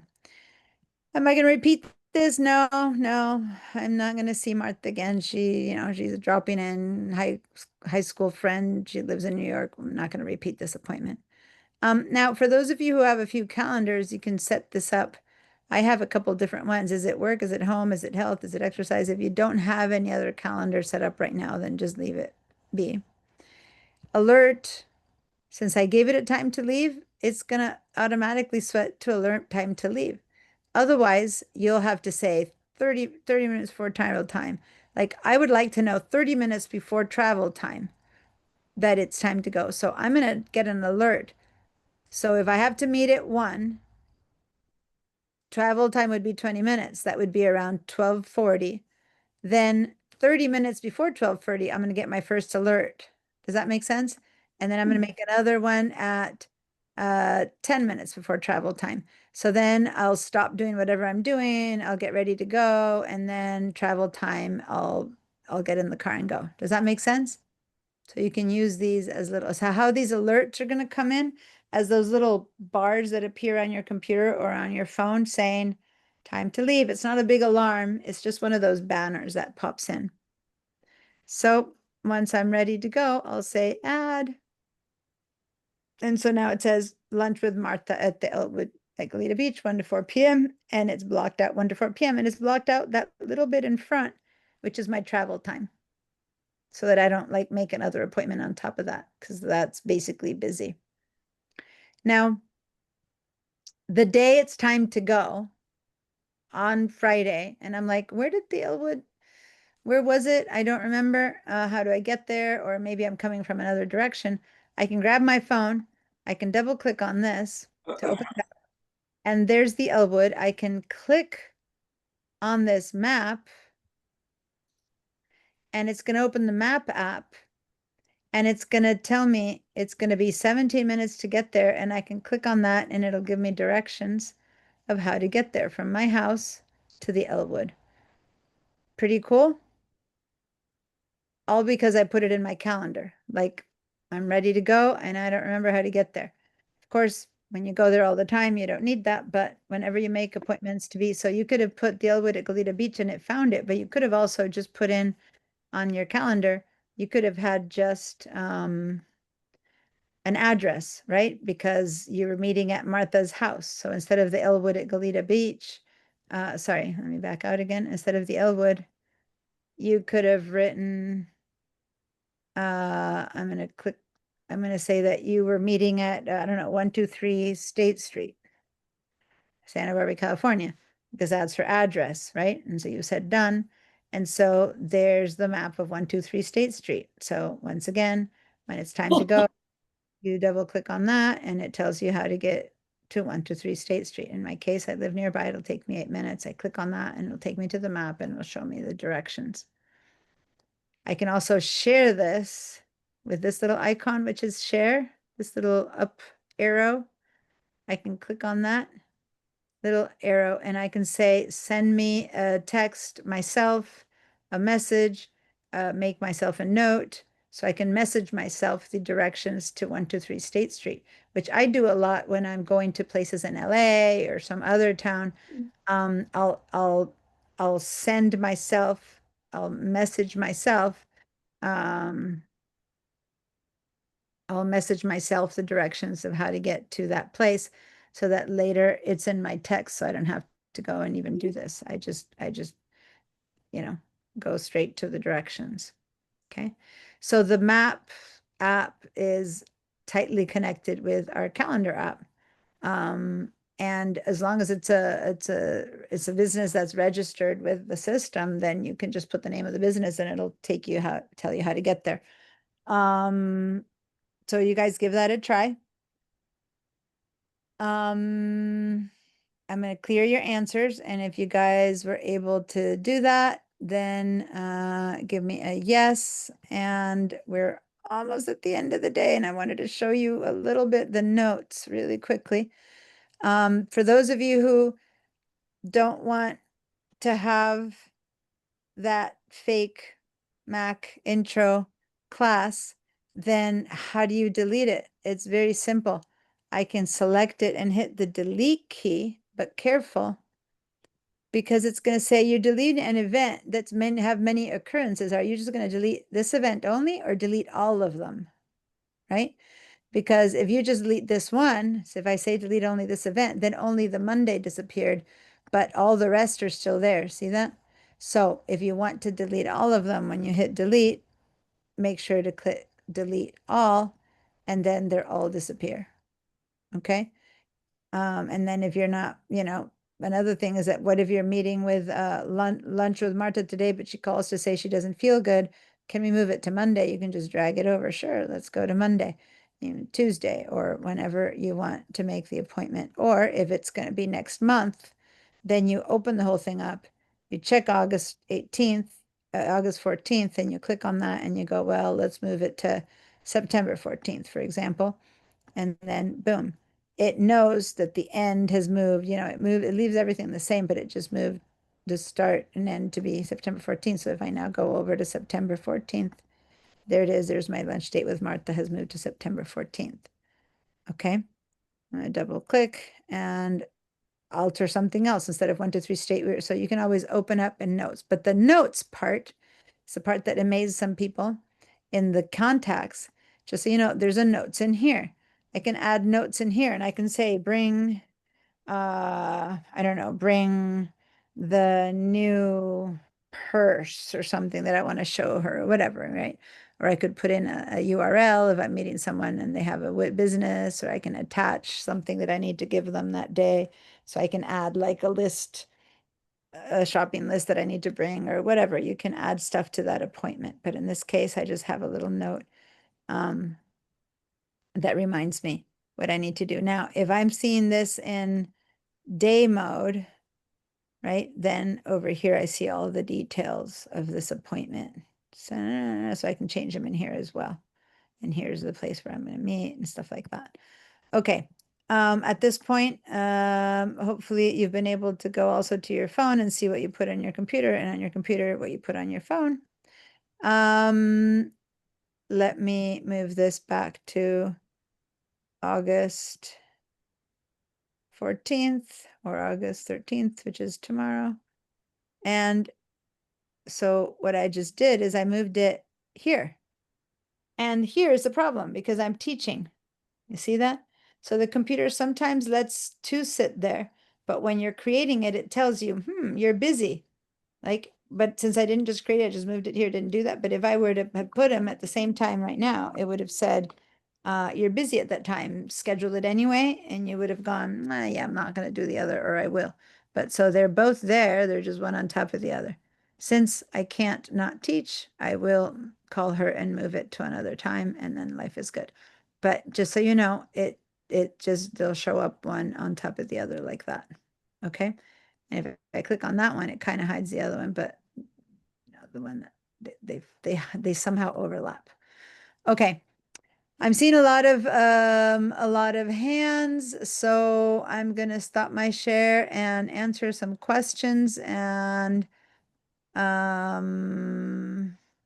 time is it? I won't have much time for the notes app. We're almost at the end, and I do need to show Yolanda and anyone else who needs to know how to register. I need to help register. So just so you know, in case I don't get to continue after all these questions, class is officially over, because some people always invariably on Thursday are gonna like, you're not letting me in. And it's like, well, nope, this is it. This is the end of this class today. I hope to see many of you guys in September again. Just so you know, the classes, again, to what Kristen said, the intro to the Mac, if you've already taken it again, you don't have to on the one hand, and on the other hand, if your time and you're available, then do so. Because I will usually always, every day, every time, I will focus on a different subject matter, work differently. So people who take them repeatedly, check in here with Julie, whose hand is up. She's been taking these classes for quite a while now. And some of the stuff, she's got it, so she has a more advanced question. And other times she doesn't got it, and it's because I didn't show it last time, and she's looking at it this time because there's like so much to show. So she's getting a golden nugget, and she's advancing on something she already knew. And then now and then it'll be something that she already knows, and she can just like space out for a little bit while I help. And yet it keeps making you more and more. Now, if you have other things to do, I'm not saying you need to live in my classes, but definitely don't think that once is enough, because I will keep showing you different things, and you'll just get that much more comfortable with your computer. Okay. Same with all of the classes, not just this one. But if you have any questions and you want to email me or ask me about classes, please do so. And this will be my official goodbye to everyone who doesn't need to register or who doesn't have their hands up, because I'm sure that those 4 hands will take me till the end of the time. So if you need to go, please go. Otherwise, hang in there with us for the questions and for registration. All right. Barbara. Okay, I have one calendar and it has everything checked. Calendar, personal, doctor, blah, blah, blah. Can I create a second calendar that only shows school? And if I fill in, I'm showing what she's talking about, guys. She's talking about these calendars. Keep going with your question. I'm just telling people what she's done. I didn't get to explain. okay, so I've got one calendar that everything's checked. If I create another one that's just school, so I can put my classes and hours in. Yeah, I do that. Will it go into both of them? So here's what she's asking. It's a little bit more, again, an example of advanced had a chance to do. Next time I'll probably do more calendar and less something else, right? But yeah. So this is what she's talking about. See, right here, this appointment was made, and I didn't get to show you that, but this little color here is my home calendar, because this is a friend, versus this one here was made on my pipeline calendar. See right here, pipeline, because it's school. You can make new calendars here, and I can just like turn everything else off right now, turn everything off and see only my classes. Or I can turn these all on, turn off my pipeline, and see only my personal stuff, right? And right now I don't have, like, the reason I like these colors is that maybe over here, like this morning I went for a walk before class, I would have made it in the calendar called exercise, and I would just say walk 30 minutes, right? And then that one I might repeat.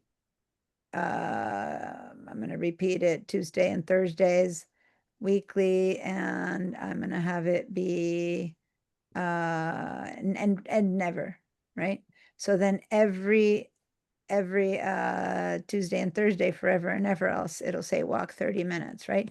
But if I ever want to see, I love this colors thing myself and my personal, because I like health, for example, if I ever have a doctor's appointment, here I'm going to say dentist, say that I have to see the dentist.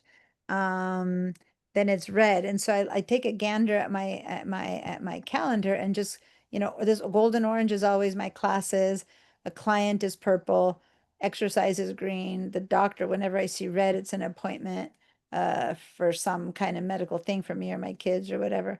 So I like having it color coded, and all you need to do is change this and make this be a work appointment, for example, and see how my work is purple. I know that my classes are work, but I also have clients and those are my purple, but my classes are orange. So you can make a new one of those. And how would you make a new one?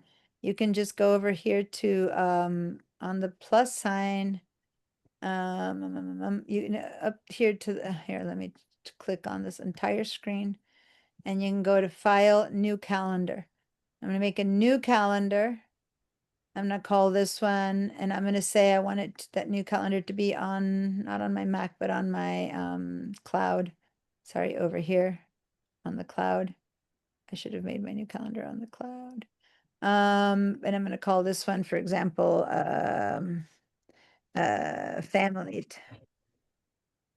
family time, right? So, and don't have, unfortunately, so much, but I used to have one of these family time. It was like, you know, play dates with the kids, time in the park, you know, the kids are grown, but then I would mark that, and I would just try to have a balance of a bit of each color on the week and stuff like that. Yeah, so that would be an example. Now, the problem is why it showed up on my Mac, because I was selecting that. The only problem of whenever you see on my Mac in your notes or in your calendars and your apps is that this one will only show up on this computer. It won't go to the cloud. So if I look on my phone for any appointment that I wrote in on my Mac, I won't see it because it'll live on my Mac. And that's why I need to not have it on my Mac. And that's why I'm going to actually delete it, because I don't want to have an appointment on my Mac. I do want to have one here in the cloud or wherever it might be, but I need to make sure that I don't have it. So now I'm going to make a new calendar in the cloud, and now this one's going to be family time. Okay. And then, yeah, So- I like dividing my stuff that way. So you can have one that's school, and then when you just want to put in school, you can turn everything else off, and then turn everything else on. You might discover, ooh, 2 weeks ago, I made an appointment at the same time. I'm going to call a dentist, see if I can change it, or I'm going to have to tell Deanna that I have to miss that class, whichever it might be, right? Well, I can leave calendar checked and school checked and not the rest of them. And when I fill out the stuff on the school one, it'll go into the regular calendar because it's checked. So it'll be on those two. Yeah, whatever one you're on, it'll try to default. If I try to make something now, it made it red because I was on this one, but I can just switch it and go, no, this was home. So it's easy to switch it. It doesn't matter. But when one is selected and you make a new one, it defaults to home. Then I'll say it's exercise, right? So you can switch it. But the one that's selected is the one that appears automatically as the calendar that it's going to choose. But if I have two checked, they'll go on both calendars? No, it'll go on the one that's highlighted. So it won't go on both ever. It's either or. And if Okay. you want to see them together, you need to leave both turned on. And you can't make something be home and work. It can either be home or work. It can't be both. Even if some might be, but you need to choose. Now you can see them all at the same time, or you can turn off work and exercise and health and see only home and work, right? But they can't be, Okay, I got it. they can only be one thing, each one. Okay. And running out of time, and I do need to help Yolanda. So Julie, your question? Yeah, it's a quickie. On the calendar, you know, one of the times I took the class, we did Superman's birthday. Well, Yeah. I tried to delete it just now and I can't. You can't delete the birthday. You have to go back into the contact and take the date of that birthday off because it's not an appointment. So let me go. I have Iron Man. And you go to Iron Man and you take the date, you edit and Iron Man's birthday, you say minus and you say done, and then Iron Man's birthday is gone. Okay, thank you. The birthday is controlled from the contacts app. Okay, thank you. And thank you for your classes. Glad Okay. you're home. See you in September. Thank you. See you in September. Linda, Okay. So, you're muted. You're muted. My email question, it didn't work. But I can also, I put in the chat. what It are- might be that it's so many that you might need to grab more like 1,000 at a time. Okay, okay. Or you can go, let me see, you can also go try to right click and let me see. I'm opening up my emails right now.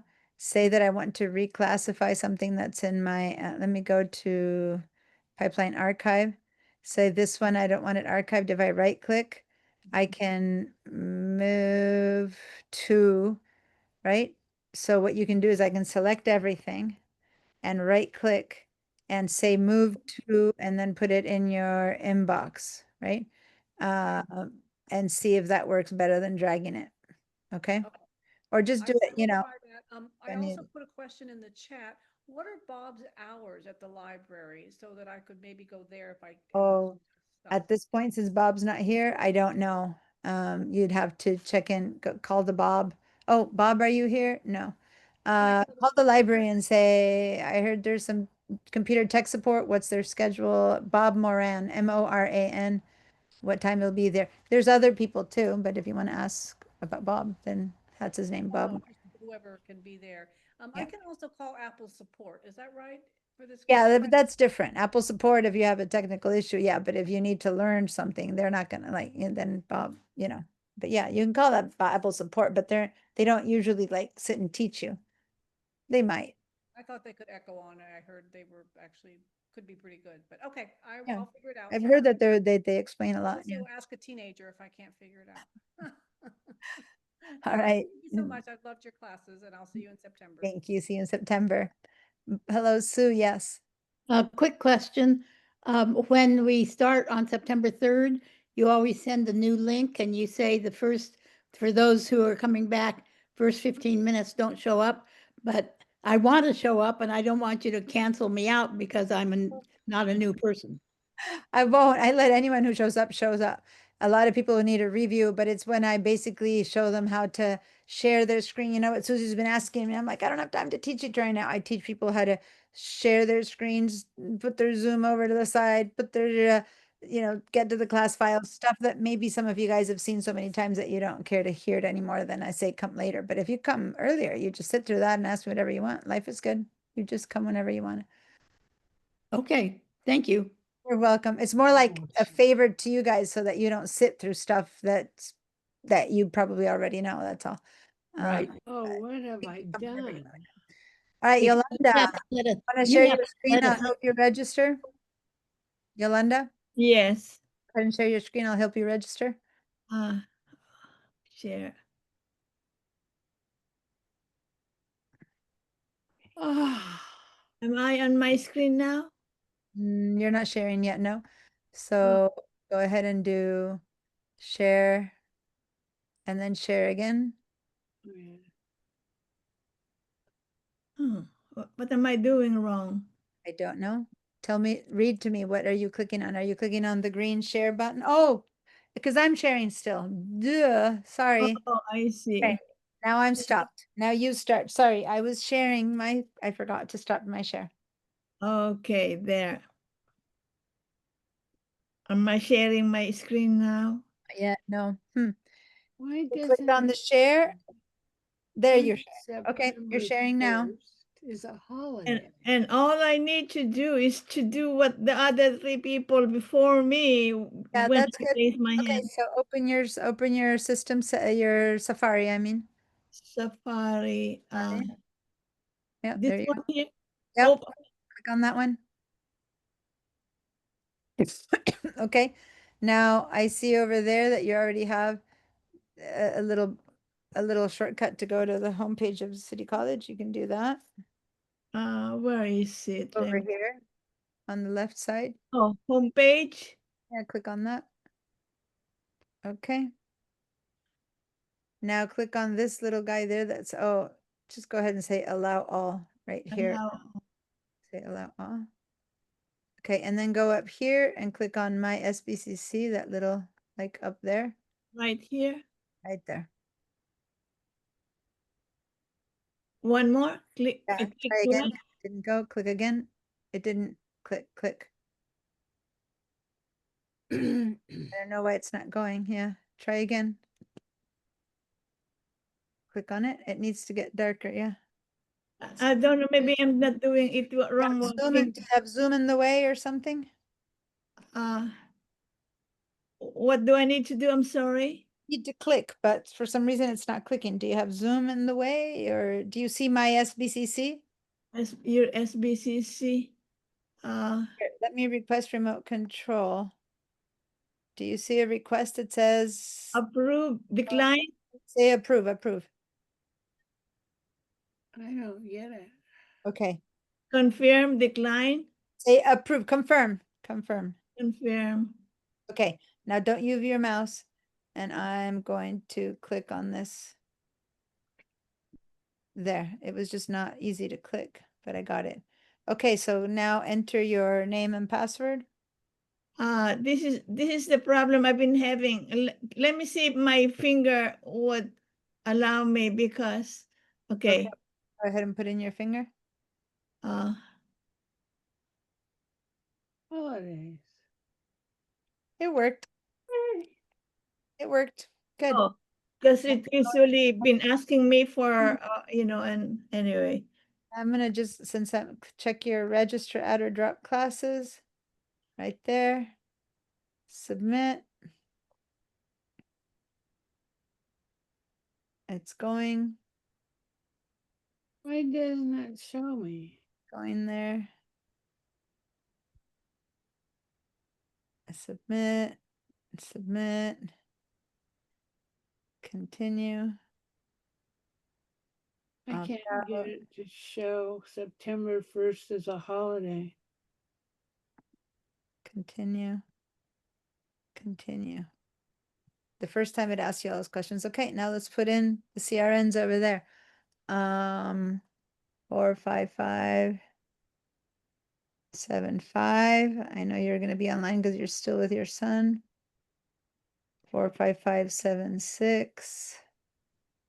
45577. 45578.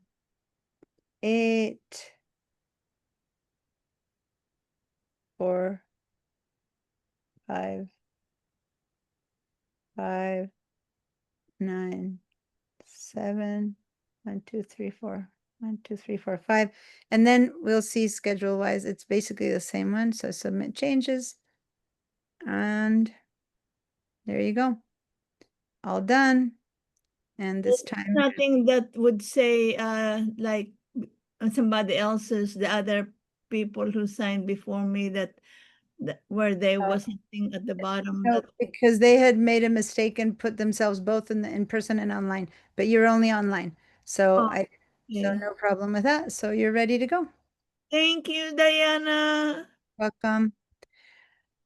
All right, guys, I really appreciated seeing you all, and I will catch up with you hopefully next time. And Carol, take care of your new baby computer and keep coming back so that I can help you control it and understand it. Well, thank you, and get some rest or relaxation Just or a break. recreation. I have one week break before I start again, so. Take a walk on the beach. Yes, try No, that. now I'm taking lunch and then I'm teaching again this afternoon, the iLife class. So, right. Your Thank energy level you. is amazing. Thank you. Bye. See you Just guys. don't retire on us.